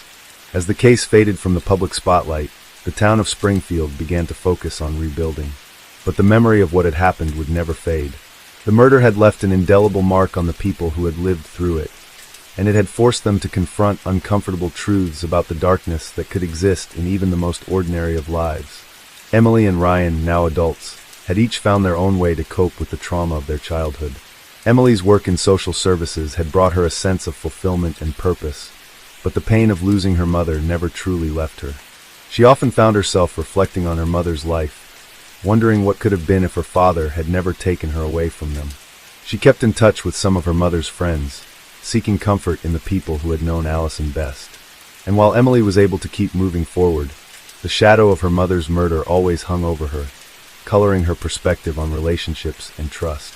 Ryan, now in his late 20s, had made significant progress in overcoming his rebellious past. He had spent time in and out of rehab, but had eventually managed to turn his life around. He found work in construction, and, with the help of a counselor, was learning to deal with his anger in healthier ways. But even as he built a new life for himself, he often found himself haunted by the questions he couldn't answer. Why had his father done it? What had driven Thomas to murder the woman he had promised to love? It was a mystery that lingered in Ryan's mind, never fully answered and never fully understood. Meanwhile, the town of Springfield had worked hard to move on from the tragedy, but there was always a sense of collective unease. The businesses that had once been owned by Thomas Hayes were sold off, and the foundation that had been established in Allison's name continued to grow, helping countless women escape abusive situations. But for the people who had known the Hayes family, there would always be the lingering question of how such a horrific crime could have taken place in their midst. Though justice had been served and the murderer was locked away for the rest of his life, the community had been irrevocably changed. The residents of Springfield had learned a painful lesson, that even in the most perfect-seeming families, there can be a dark undercurrent of deceit and violence. As they moved forward, the people of Springfield were forever reminded that trust, once broken, is not easily repaired, and that the consequences of one person's actions can echo across an entire community. As time went on, the quiet streets of Springfield slowly returned to their normal pace, but the memories of Allison Hayes' murder remained etched in the minds of those who had lived through the tragedy. The case became a cautionary tale that reverberated through the town for years to come, and it impacted not only the immediate family, but also the entire community, leaving behind a legacy of distrust and grief. The trial of Thomas Hayes had been a highly emotional and intense experience for everyone involved. The courtroom, filled with residents of Springfield, watched as the defense and prosecution presented their respective arguments. Thomas's defense team painted him as a man who had been overwhelmed by the pressures of his financial troubles and the collapsing foundation of his marriage. They tried to evoke sympathy, claiming that Thomas had acted in a moment of emotional distress. They suggested that his actions, while extreme, had been the result of a breakdown in his mental state due to the impending loss of everything he had worked for. But the prosecution's case was clear-cut. They presented a wealth of evidence that proved Thomas had planned his wife's murder with cold, calculated precision. The financial records showing embezzlement, the discovery of the letter about the impending divorce, and the damning testimony from friends and family all pointed to the same conclusion. Thomas Hayes had not acted impulsively. He had made a deliberate decision to end his wife's life in order to preserve his wealth and reputation. The jury, after days of deliberation, found him guilty of first-degree murder. As the verdict was read aloud in the courtroom, Emily and Ryan sat in silence, the weight of their emotions too heavy to articulate. For them, the moment was bittersweet. While they had found some closure, they also knew that nothing would ever be the same. Their lives had been irrevocably altered by the actions of their father, and they would have to find a way to rebuild from the ruins he had left behind. The trial was just the beginning of a long and difficult road to recovery for Emily and Ryan. Both struggled with the emotional fallout of the murder in different ways. Emily threw herself into her work, determined to honor her mother's memory by helping others. She found herself spending more time than ever volunteering with domestic violence organizations and working to raise awareness about financial abuse and the hidden dangers of toxic relationships. Her involvement in these causes gave her a sense of purpose, but it didn't erase the pain. Every time she helped a woman escape an abusive relationship, she was reminded of the betrayal and violence that had torn her own family apart. Ryan, on the other hand, continued to grapple with his feelings of anger and confusion. Though he had attempted to repair his relationship with his mother, the bitterness he felt toward her had never fully dissipated. To him, she had been weak for allowing their father to dictate so much of their lives. He resented her for not seeing the warning signs and for not protecting him and Emily from their father's darkness.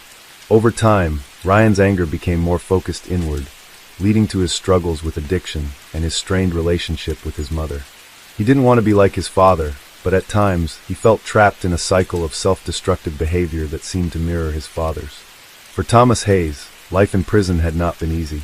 His time behind bars was filled with constant reminders of the crime he had committed. The wealthy, influential businessman, who had once been admired by the townspeople, was now a convicted murderer, spending his days in a cell far removed from the life he had once known. The betrayal of his family, particularly his children, weighed heavily on him. He had lost everything: his company, his wealth, his reputation, and most painfully his family.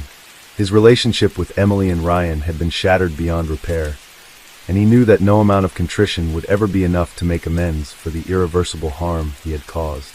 In prison, Thomas was subjected to the harsh realities of life behind bars. He was frequently isolated from the general population due to the nature of his crime. In the eyes of other inmates, he was no better than a coward who had murdered his own wife. The whispers about his crime followed him everywhere he went, and though he had once been admired for his business acumen, he was now regarded as little more than a villain. He spent most of his time alone, reflecting on the series of decisions that had led him to that dark, irreversible moment. And in the quiet of his cell, he came to understand that his actions had not only taken the life of his wife, but also destroyed the lives of his children, people he would never be able to make whole again. The effects of Allison's murder rippled through the community long after Thomas's conviction. It sparked conversations about domestic violence, the pressures of maintaining appearances, and the hidden struggles that many families faced behind closed doors. For many in Springfield, it was a wake-up call, a reminder that even the most seemingly perfect families could harbor terrible secrets. The story of the Hayes family served as a somber lesson about the dangers of unchecked ambition, the corrosive effects of greed, and the tragic consequences of betrayal. In the aftermath, Springfield saw a significant increase in the number of community-driven initiatives aimed at helping those affected by domestic violence and financial manipulation. Several local organizations, inspired by Allison's commitment to helping others, set up foundations in her name to support survivors. Emily, as one of the central figures in her mother's foundation, worked tirelessly to raise awareness about the dangers of financial abuse and to provide resources for women in precarious situations. Though the wound left by her mother's death could never truly heal, Emily found solace in knowing that her mother's legacy lived on through the people she had touched. Ryan, for his part, eventually found a way to rebuild his life. It was a long and difficult road, filled with setbacks and moments of doubt, but he gradually began to understand the depth of the trauma he had endured. With the help of therapy and a supportive group of friends, Ryan started to heal. He worked through his anger and resentment, learning to accept that the person he had once admired was not the man he thought he knew. Slowly, Ryan began to reconcile with the reality of his father's actions and make peace with his own choices. Though the pain of losing his mother would never leave him entirely, he started to rebuild relationships with other family members and even began to take steps toward forgiveness. Thomas Hayes's actions had destroyed more than just his wife's life. They had shattered the lives of everyone who had once relied on him. But as the years went by, the healing process began for the people most affected by his crime. Though their paths were difficult and filled with emotional hurdles, Emily and Ryan began to reclaim control over their lives, refusing to let the darkness of their past define their futures. Springfield, too, began to heal. The scars of the murder remained, but the community slowly began to rebuild itself, focused on supporting one another and creating a safer, more compassionate environment for all its residents. The tragedy that had once seemed to tear everything apart now served as a reminder that, even in the face of overwhelming darkness, there could still be hope for redemption and recovery. Story 7. The icy winds of January 2002 swept through the small town of Pinehurst, a place that had been known for its quiet streets and tight-knit community. The people of Pinehurst were unprepared for the horror that would unfold that fateful winter morning, a crime that would shatter the town's sense of safety and leave it grappling with a dark reality. It began on the morning of January 15th, when the local police received an urgent call around 7:45 a.m. The voice on the other end of the line was frantic, almost unrecognizable through the hysterics. It was the wife of George Blackwell, a well-known businessman and philanthropist in Pinehurst. Her name was Margaret Blackwell, and her voice trembled as she described the grisly scene she had discovered in their family home. He's dead. He's dead. I found him in the study. There's so much blood," Margaret cried.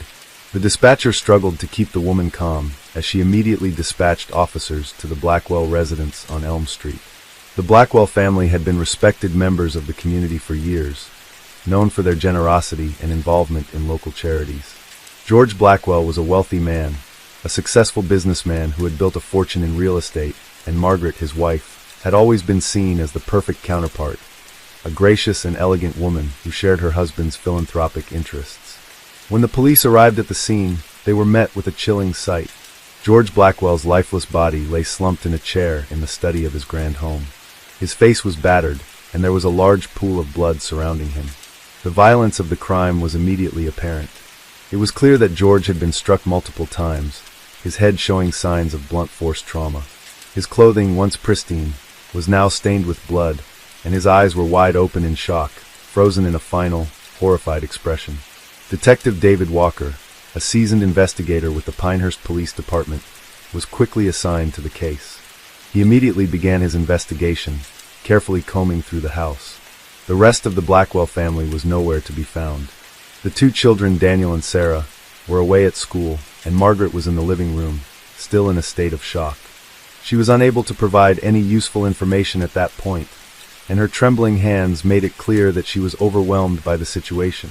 Detective Walker spoke with the officers who had arrived first and gathered the initial details. Margaret had claimed to have found her husband's body early that morning when she went to bring him his coffee, only to stumble upon the grisly scene. There were no signs of forced entry into the house, which immediately struck Walker as odd. If someone had entered the house to kill George Blackwell, they would have had to have done so without leaving a trace of their presence. The house was large, and the study where George had been found was located toward the back of the home, a secluded area. As Walker walked through the house, examining each room, his mind began to churn with possibilities. Who could have done this? And more importantly, why? Margaret was taken to the station for questioning, but she appeared to be too distraught to offer any meaningful information. She was visibly shaken, unable to recall anything helpful about her husband's life in the days leading up to the murder. When asked about possible enemies or individuals who might have had a motive to harm her husband, Margaret could only shake her head. George, she insisted, had been well liked by everyone. He had no known enemies. Detective Walker was not convinced. George Blackwell had been a successful businessman, and anyone who had the ambition to succeed at his level had to have made enemies along the way. Walker began to dig into George's business dealings, searching for clues that might explain why someone would want him dead. As the investigation unfolded over the next few days, Walker began to uncover some troubling information. It appeared that George had been involved in a number of high-stakes real estate deals that had turned sour. He had been in the middle of several major projects, but there had been increasing tension in the past few months.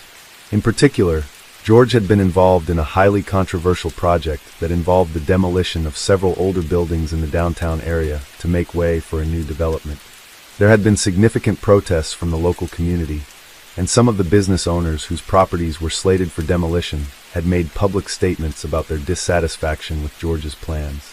Among the most vocal of these critics was Daniel Rizzo, a local businessman who owned one of the buildings that was to be torn down. Rizzo had been a thorn in George's side for months, publicly accusing him of disregarding the historical significance of the buildings and showing little regard for the small business owners in the area. Rizzo's protests had even escalated to threats, though he had never been formally implicated in any violent acts. However, his anger toward George was well known, and Walker took note of it. In the days that followed, Walker's investigation led him to a series of conversations with people who knew George well. Some of them spoke highly of him, describing him as a charitable man with a strong sense of community. Others, however, painted a different picture. They described a man who was ruthless in his business dealings, willing to use underhanded tactics to secure the best deals. Some even suggested that George's success had come at the expense of others. The breakthrough in the case came when Walker's team managed to obtain a phone record that showed a series of calls made by George to an unknown number just days before his death. The calls were brief, but they were enough to raise suspicion. Detective Walker quickly traced the number to none other than Daniel Rizzo. The discovery of these phone calls was a pivotal moment in the investigation. Rizzo was brought in for questioning. He denied any involvement in the murder of George Blackwell, but the evidence against him continued to build. Walker soon learned that George had threatened to expose some of Rizzo's financial dealings in an attempt to force him into agreeing to the demolition project. Rizzo had been facing a financial crisis, and the loss of his building would have been catastrophic to his business. The tension between him and George had reached a boiling point. When confronted with the mounting evidence, Rizzo finally broke down. He admitted to being involved in the murder, though his explanation painted a picture of a man pushed to the edge by George's relentless tactics. Rizzo confessed that he had gone to George's home on the morning of January 15th, intending only to confront him about the demolition project. But when the conversation escalated into a heated argument, Rizzo lost control. He struck George in a moment of blind rage, and in the chaos that followed, he delivered the fatal blows. It was a crime of passion, a reaction to months of pressure and frustration that had finally exploded. Rizzo was arrested and charged with the murder of George Blackwell. The town of Pinehurst was left in shock, as the revelation that the murder had been a result of a business dispute left many residents questioning how far ambition and greed could drive a person. The Blackwell family, already devastated by the loss, now had to deal with the truth of George's life, an uncomfortable truth that would haunt them for years to come. The case was eventually taken to trial, and Rizzo was convicted of second-degree murder. As the years passed, the town of Pinehurst slowly began to recover from the shock. The Blackwell family struggled to heal, but they found comfort in knowing that George's murder had been brought to justice, even if the truth of his actions had tarnished the memory of the man they had once loved. The murder of George Blackwell, once a symbol of the dangers of unchecked ambition and greed, became a cautionary tale for the residents of Pinehurst. It reminded them of the fragility of success and the lengths to which some people might go to protect their interests. The trial of Daniel Rizzo became a spectacle in Pinehurst, one that captured the attention of the entire town. The courtroom was filled with townspeople eager to learn more about the details of George Blackwell's death and how a successful businessman could be brought to such a tragic end. For Margaret and the children, the trial was another painful chapter in an already excruciating story. They had learned over time that George's business dealings were far from pristine, but hearing the full extent of his actions from the witness stand was a bitter pill to swallow. Margaret Blackwell sat quietly in the front row, her hands tightly clasped in her lap. She looked smaller, diminished by the events of the past few weeks, as though the weight of the trial was crushing her. She had not anticipated that the man she had once loved and trusted could be the architect of so many conflicts, or that the life they had built together was laced with such deception. Daniel Rizzo's words, though difficult to hear, confirmed the worst of her fears. Her husband's legacy was not that of a philanthropic businessman, but of a man willing to trample over anyone in his path to maintain his wealth and status. The prosecution wasted no time in presenting its case. The courtroom was filled with evidence that painted a chilling portrait of George Blackwell's last days and the role that Daniel Rizzo had played in his demise. The prosecution introduced phone records, showing the numerous calls between George and Rizzo leading up to the murder. They argued that these calls had been attempts by George to coerce Rizzo into compliance with his demands, further heightening the already tense relationship between the two men. The defense, in turn, argued that Rizzo had not intended to kill George, but had acted in a moment of blind rage. His actions, they claimed, were the result of an emotional breakdown caused by the immense pressure George had placed on him. As the trial progressed, more details about George's dealings with Rizzo were revealed.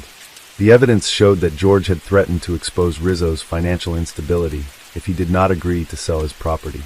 This, the defense argued, had pushed Rizzo over the edge. He had simply wanted to confront George about the demands he had made, but the confrontation had turned violent when George, according to Rizzo's testimony, had become belligerent and threatened to ruin his life. Rizzo's account of the incident was shaky at best, but the emotion in his voice when he recounted the argument was palpable. It seemed that, while he had been driven by anger and fear, he had never truly anticipated that his actions would end in murder. Despite the defense's attempt to paint the murder as an act of passion, the evidence pointed clearly to premeditation. Witnesses had testified to Rizzo's increasingly erratic behavior in the days leading up to the murder. He had been seen visiting George's business offices on several occasions, attempting to negotiate and make his demands known. In the days before the murder, Rizzo had been struggling to keep his business afloat, his mounting debts threatening to destroy him. When he finally snapped, it was clear that the rage he had been harboring for months had reached its breaking point. Daniel Rizzo's defense team argued that he was not the villain the prosecution had made him out to be. They painted him as a man who had been pushed to the brink by the ruthless tactics of a powerful businessman. They pointed to his troubled past and his financial struggles as evidence that he was simply a victim of circumstance, a man who had lost control in the face of overwhelming pressure. But the jury, after deliberating for several hours, saw through this argument. They understood that while Rizzo's actions had been spurred by intense personal and professional frustrations, it was clear that he had made a conscious choice to act with violence. He had taken the life of a man who had once been a prominent figure in the town, and he had done so with a clear intention of ending the conflict once and for all. The verdict came as a relief to many, though it did little to undo the damage that had been done. Daniel Rizzo was found guilty of second-degree murder, a charge that reflected both the rage he had acted out of and the fact that the crime had not been entirely premeditated. The jury had been unable to come to a unanimous decision on first-degree murder, but they agreed that Rizzo's actions had been driven by intense emotion and a desire to silence George once and for all. Rizzo was sentenced to 25 years in prison, a sentence that seemed harsh given his emotional breakdown, but was seen by many as justified given the brutal nature of the crime. For the Blackwell family, however, the sentence did little to ease their pain. Margaret and the children were left with the haunting realization that George's death had not been a random act of violence, but the culmination of a series of choices made by the man they had trusted. They were forced to confront the uncomfortable truth that George's ambition and ruthless drive had led him to the point where even his closest relationships could not withstand the strain. In the weeks that followed the trial, the town of Pinehurst began to heal. The shock of George Blackwell's murder had reverberated through every corner of the community, and it had forced many to reconsider their own values and priorities. George's legacy as a businessman had been tarnished, but his death had sparked a conversation about the lengths to which people would go to protect their financial interests and their reputations. People began to talk more openly about the pressures they faced in their own lives, and the sense of community that had once defined Pinehurst seemed to grow stronger in the wake of the tragedy. Margaret Blackwell, though devastated by the loss of her husband, found a renewed sense of purpose. In the months following the trial, she became an advocate for victims of financial abuse, working with local charities to raise awareness about the dangers of financial manipulation and the often hidden toll it took on families. Her work allowed her to channel her grief into something positive, something that might prevent others from suffering as she had. While she knew she could never fully recover from the loss of George, she was determined to make sure that his death would not be in vain. The Blackwell children, Daniel and Sarah, also began to rebuild their lives, though their paths were far from easy. Sarah, who had been deeply affected by the loss of her father, threw herself into her studies and eventually pursued a career in social work, hoping to help others who had experienced trauma and loss. Daniel, on the other hand, struggled with feelings of anger and confusion for many years. Though he had never been as close to his father as Sarah had been, the realization that George's actions had been the catalyst for the tragedy weighed heavily on him. He too sought counseling and eventually found a way to process the pain, but the scars left by his father's death remained. For Daniel Rizzo, his time in prison was a grim reminder of the price of his actions. He spent his days reflecting on the decision that had altered his life and the lives of so many others. Though he had found a measure of peace through therapy and rehabilitation, he knew that the damage he had caused could never be undone. The guilt he felt over the death of George Blackwell would haunt him for the rest of his days. The events surrounding George Blackwell's murder in January 2002 continued to haunt the town of Pinehurst for years to come. It was a tragedy that none would soon forget, and it forced everyone to confront uncomfortable truths about ambition, greed, and the human capacity for violence. As the town moved forward, it carried with it the memory of a man who had been loved by many, but whose actions had ultimately led to his untimely death. The town of Pinehurst, though scarred by the tragedy, slowly began to find its way back to a semblance of normalcy. The community had been shaken to its core, but over time, people came to understand the complex web of circumstances that had led to George Blackwell's murder.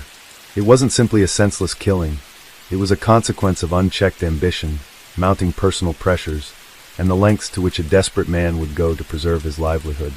The murder had forced the residents of Pinehurst to confront the darker side of their small-town existence, the realities that often lurked beneath the surface of idyllic, suburban life. As the years passed, Pinehurst found itself evolving. Many residents, once oblivious to the tension that had built up between George Blackwell and the local business owners, began to reflect on the broader picture of power dynamics and greed that had dominated the town. George Blackwell, once seen as a benefactor, had been revealed to have been driven by an insatiable desire for wealth and control. His seemingly charitable deeds were now viewed through a different lens, and some questioned whether he had ever truly cared about the well-being of the town or its people.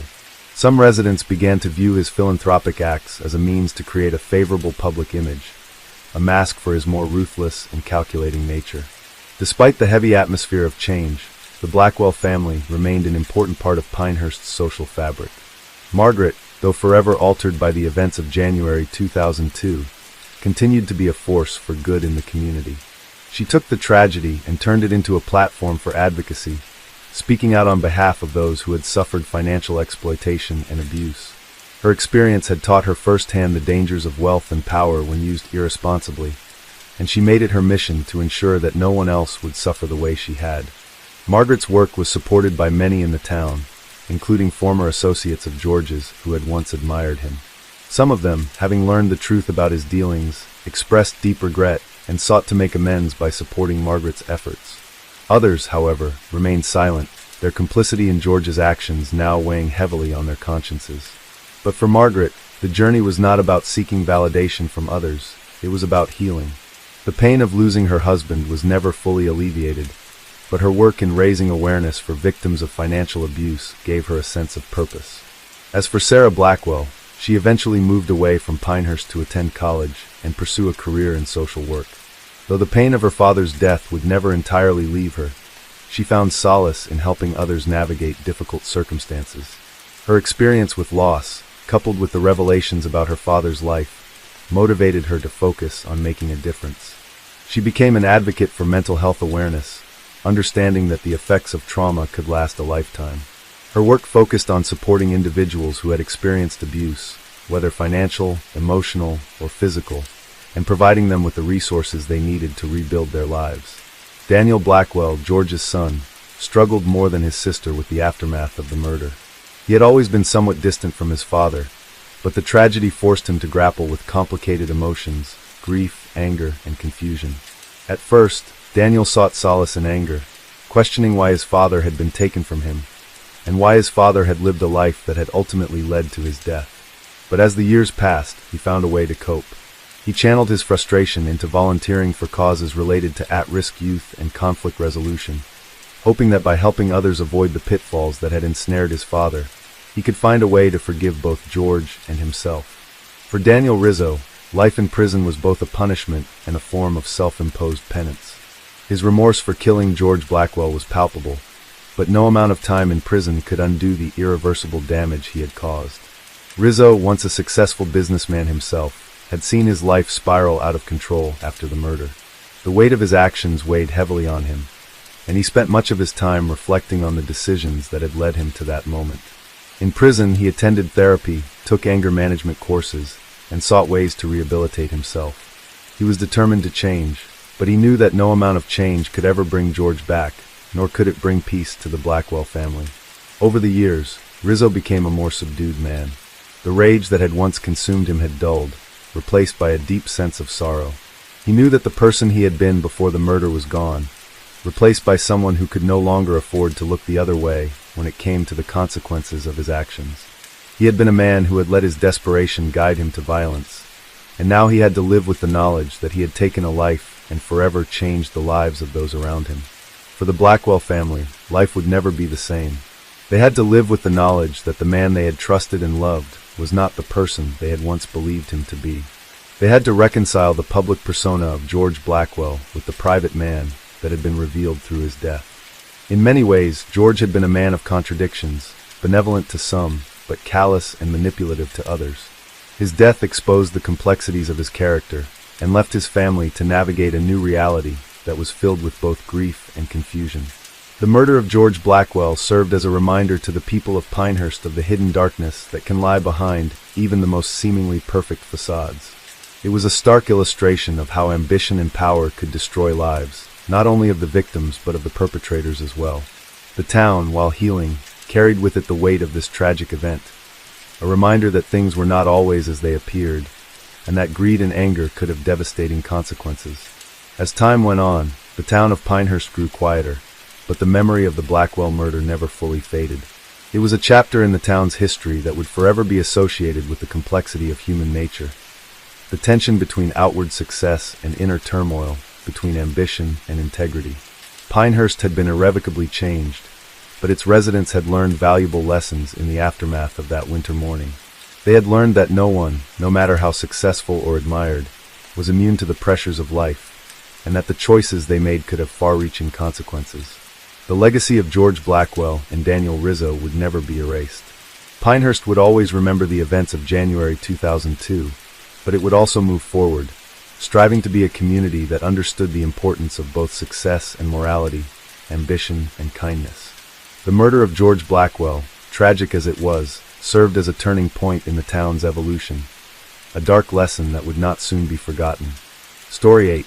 In the cold winter of January 2002, the city of Brooklyn, New York, was rocked by the shocking murder of a prominent community figure, Vincent Harris, a local businessman known for his charitable work and extensive network in the real estate market. His death would unravel a web of deceit, betrayal, and buried secrets that would leave the city reeling for months to come.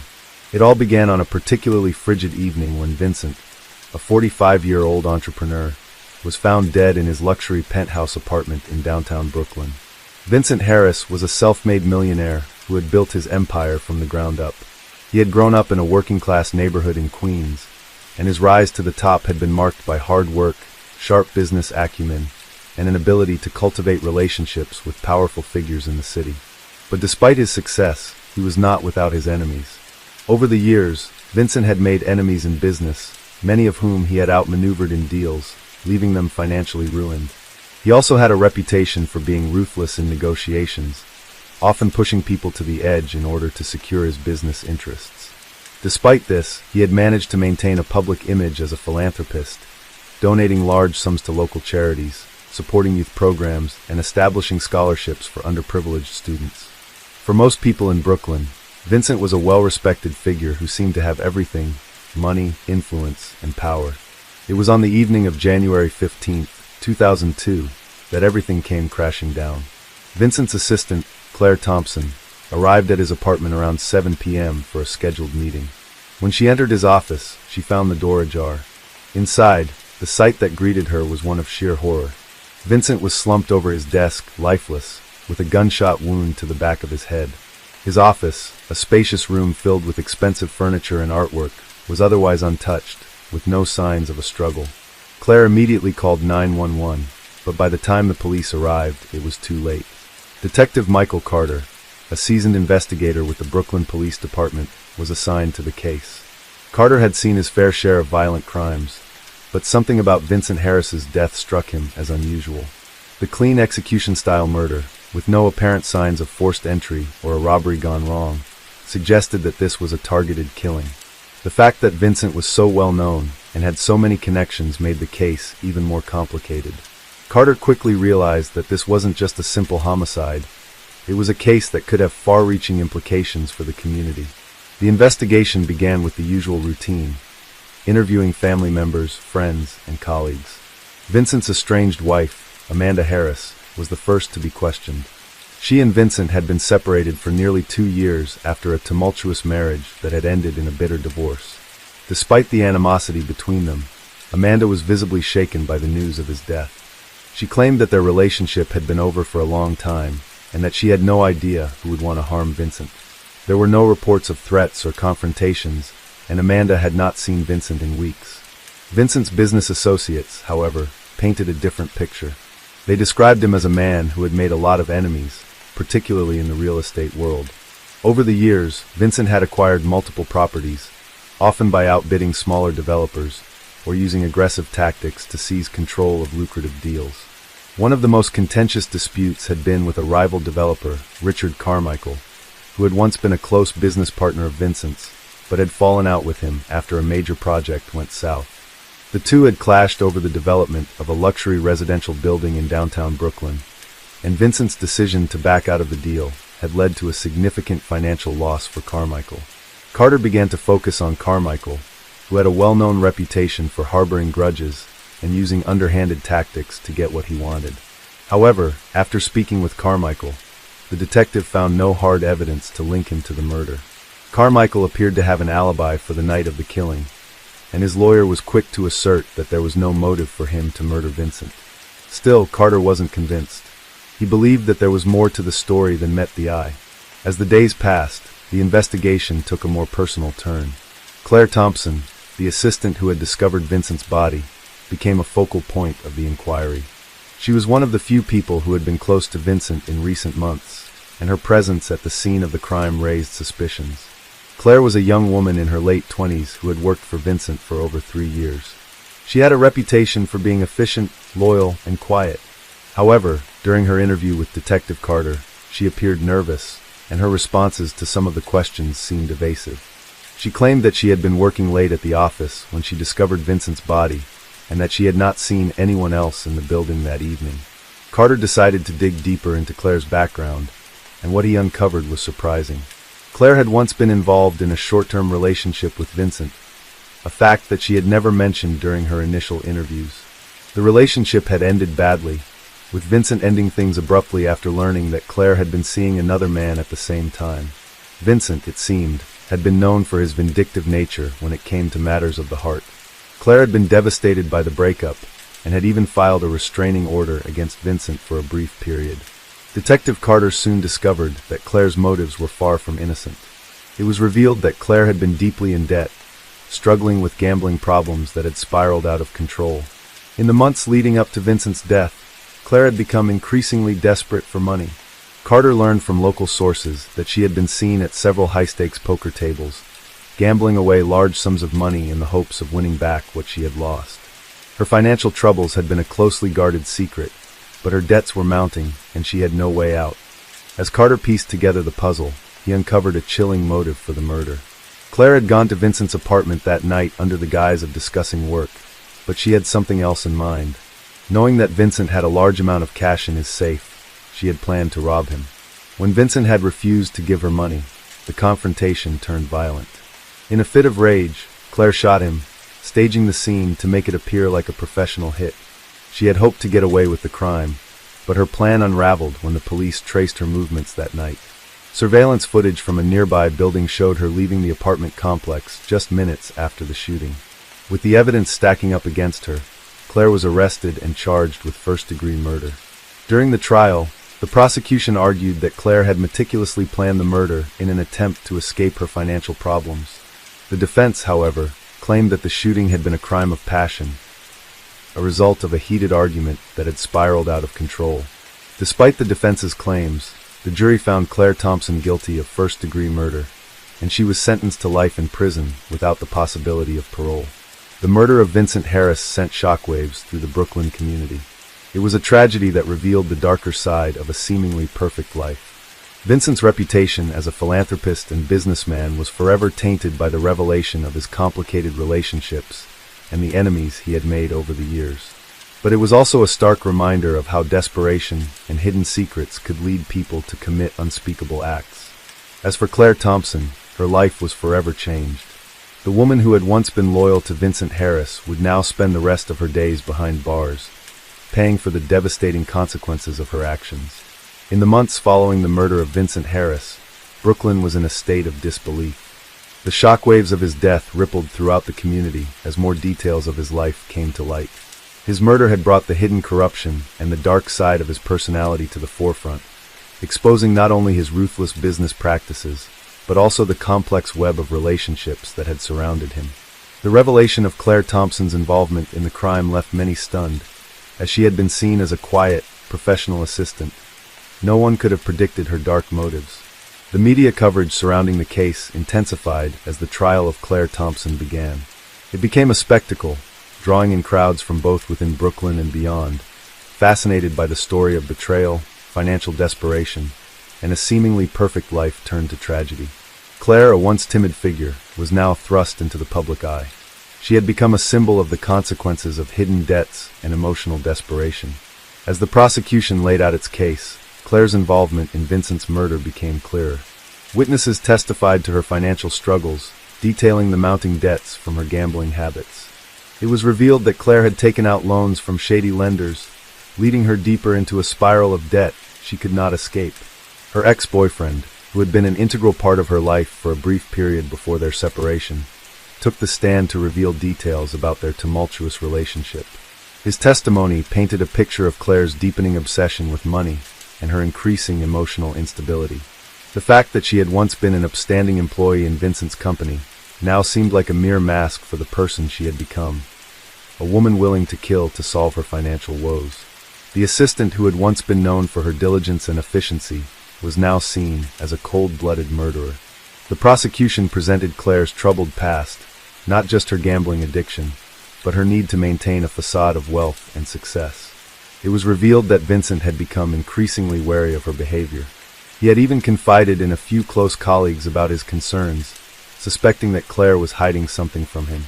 However, no one could have predicted that the assistant who had worked for him so closely would one day turn on him in the most brutal of ways. The defense, meanwhile, attempted to portray Claire as a victim, caught in the grip of her financial troubles and emotional turmoil. They argued that the murder had been a crime of passion rather than premeditated. They tried to suggest that Claire had not planned Vincent's death, but had acted impulsively in the heat of an argument, an attempt to pressure him into giving her the money she so desperately needed. The defense's strategy hinged on trying to reduce Claire's culpability by casting doubt on her level of intent, but the prosecution countered with the damning evidence of her cold, calculated actions in the aftermath of the murder. The defense's argument fell flat in the face of overwhelming evidence. Forensic analysis of the crime scene had shown that Vincent's death had not been the result of a single impulsive shot, but rather a targeted and deliberate act. Claire had shot him once in the back of the head, and there was no indication of a struggle. She had then carefully staged the scene to make it look like a professional hit, erasing any sign that she had been involved. The detectives had traced her steps back to the scene, and the surveillance footage showing her leaving the building after the crime left little room for doubt. She had meticulously planned the murder, hoping to escape with the money she believed she was entitled to, only to be caught in a web of her own lies. As the trial neared its conclusion, the weight of Claire's actions became undeniable. Vincent's family, who had been supportive of her throughout the years, were devastated by her betrayal. His brother, Michael Harris, made a heart-wrenching statement during the trial, detailing how they had trusted Claire and treated her like family. His voice cracked as he spoke about the loss of his brother and the deep sense of betrayal that he felt towards someone who had once been a close confidant. Despite the emotional impact of the trial, it was clear that the jury had made up their minds. On the final day, Claire Thompson was found guilty of first-degree murder. The judge, in his sentencing remarks, spoke of the cold and calculated nature of the crime. He expressed no sympathy for Claire's financial troubles, emphasizing the calculated nature of her actions and the innocent life that had been lost as a result. Claire's defense team, though disappointed with the verdict, immediately filed for an appeal, arguing that there had been a miscarriage of justice. But the community's response was clear: justice had been served. In the aftermath of the trial, the case continued to haunt the residents of Brooklyn. Vincent Harris's murder had exposed the darkness that could lurk beneath the surface of a seemingly successful life. It had reminded people that appearances could be deceiving, and that the truth could be hidden behind layers of wealth, power, and ambition. For many, it was a sobering reminder that even those who appeared to have it all could be driven to desperation, leading them down dangerous paths. Claire Thompson's conviction, however, did little to heal the wounds that had been left in the wake of Vincent's death. The Harris family, while they had sought justice, could not undo the emotional toll that the tragedy had caused. Vincent's children, who had once looked up to their father as a role model and hero, were now forced to contend with the reality that their father had been murdered by someone he had trusted. They were left with not only the pain of losing their father, but also the knowledge that the woman who had been so close to their family had taken his life. Vincent's death also sparked a larger conversation about the pressures of success and the lengths people would go to in order to maintain their wealth and status. For the residents of Brooklyn, it was a wake-up call, an unsettling reminder that even those who seemed to have everything could be driven by greed, desperation, and personal demons. The case of Vincent Harris's murder left an indelible mark on the community, and the memory of his tragic death would continue to echo throughout Brooklyn for years to come. For Claire Thompson, the aftermath of her crime was equally devastating. Sentenced to life in prison without the possibility of parole, she was left to confront the reality of what she had done. The young woman who had once been so full of promise was now just another statistic, another person swallowed up by the criminal justice system. The money she had hoped to gain from Vincent's death had eluded her, and in the end, she had lost everything: her freedom, her reputation, and the trust of those who had once relied on her. In the cold cells of prison, Claire Thompson would have plenty of time to reflect on the choices that led her to murder. But no amount of reflection could ever bring back the life she had taken, or undo the irreversible damage she had caused. The murder of Vincent Harris had been a tragedy, not just for his family, but for the entire community that had once viewed him as a hero. And as for Claire, Her future now lay in the darkness of a prison cell, where the consequences of her actions would follow her for the rest of her days. As time passed, the shock of Vincent Harris's murder began to settle into the community's collective memory. But the ripple effects of his death continued to influence the lives of those who had been closest to him, as well as those who had once been connected to Claire Thompson. The story of Claire's involvement in the crime did not end with her conviction. In the years following her sentencing, public interest in the case persisted, and the impact of the murder would continue to unfold in surprising ways. Vincent's family, though they had found a sense of closure with Claire's conviction, remained haunted by the loss of their loved one. Michael Harris, Vincent's older brother, who had delivered a moving statement during the trial, found it difficult to cope with the reality of his brother's death. The Harris family's grief had been compounded by the betrayal from someone they had trusted and welcomed into their lives. Vincent's children, still in their teens at the time of the murder, had grown up in the shadow of their father's tragic end. Although they tried to move forward, the legacy of their father's death lingered. They would often speak about him in interviews, acknowledging the hole his absence had left in their lives, but also expressing a deep sense of anger toward the woman who had taken him from them. The media frenzy around the case never truly died down. In the years following the trial, there were countless articles, documentaries, and even podcasts dedicated to exploring the motives behind Claire's crime and the life of Vincent Harris. The case became a symbol of the darker side of ambition, how the pressure to succeed, the desire for wealth, and the willingness to betray those closest to you could lead to unspeakable consequences. Vincent's life had been marked by business success, public admiration, and philanthropic gestures, yet beneath the surface, he had a history of ruthless dealings and strained personal relationships. These revelations fueled the ongoing fascination with his life and death, making it difficult for anyone to forget. Claire Thompson's life behind bars was no easier than her trial. After her conviction, she spent the first few years of her sentence in solitary confinement, a move that was meant to protect her from other inmates who might view her as a high-profile prisoner. Claire had been treated as a pariah, someone whose crime was viewed as particularly heinous due to the nature of her betrayal and the violent execution of her former boss. The prison system had a way of stripping away the last remnants of dignity, and Claire found herself increasingly isolated from the outside world. Years into her sentence, Claire began to show signs of deep psychological trauma. While she had initially maintained a defiant stance, claiming that she had acted out of desperation and not premeditation, over time, she began to express regret for her actions. The walls of her cell became a reflection of the turmoil in her mind, and she began to write letters to the Harris family, apologizing for what she had done. She never received a response from them, and the one time she attempted to make a public apology through the media, she was met with a resounding silence. Vincent's family, still grieving the loss of their loved one, had no desire to hear from the woman who had taken him away from them. Although Claire had been branded as a murderer, there were occasional glimmers of doubt among some people who had known her. A few of her former colleagues who had worked alongside her in Vincent's company remained steadfast in their belief that Claire had been a product of circumstance. They pointed out that her personal struggles, her gambling addiction and financial troubles, had spiraled out of control, leading her to make the fatal decision. They felt that, in a different set of circumstances, Claire could have turned her life around. But those opinions were in the minority, as the overwhelming narrative surrounding Claire was one of cold calculation and betrayal. She had made a conscious choice to take Vincent's life, and nothing could erase that. Meanwhile, the memory of Vincent Harris began to fade from the public consciousness, replaced by newer stories and scandals. Yet, for those who had known him personally, his death remained a significant chapter in their lives.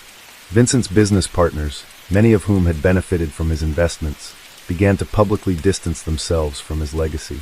Some even sought to capitalize on his death by taking over projects he had left behind, working to rebuild the relationships Vincent had once carefully cultivated. In the real estate world, Vincent's death became a cautionary tale.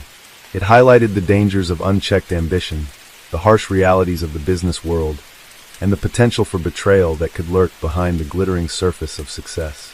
Many of his associates, some of whom had once seen him as a mentor, began to question the ethics of their own pursuits, reevaluating the decisions they had made in the wake of Vincent's passing.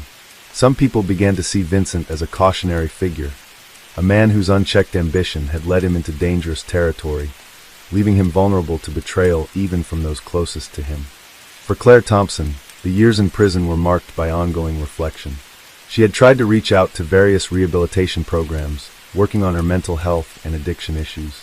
However, her path to redemption remained unclear, as the trauma of taking someone's life was not something that could easily be undone. Claire's attempts to become involved in prison outreach programs, hoping to turn her story into one of reform, were met with mixed results. While some inmates saw her as a figure to learn from, others could not forgive the brutal nature of her crime. As the years wore on, Claire began to show signs of profound regret for her actions, but it was a regret that could never undo the life she had taken. Vincent's death had altered the lives of so many people, his family, his colleagues, and even the community that had once admired him. The layers of deception, betrayal, and financial desperation that had led to his murder were now part of the history of Brooklyn, a grim reminder of how greed and ambition could cloud a person's judgment and lead them down a dark path. In the end, Claire Thompson's story would never be one of redemption, nor would it be one of complete reconciliation with those she had wronged. Her life, like Vincent's, had been irrevocably changed by the choices they made, and the consequences would follow both of them for the rest of their lives. As for the people who had known Vincent Harris, they would forever carry the weight of his absence, never fully able to move on from the violent and unexpected end to his life.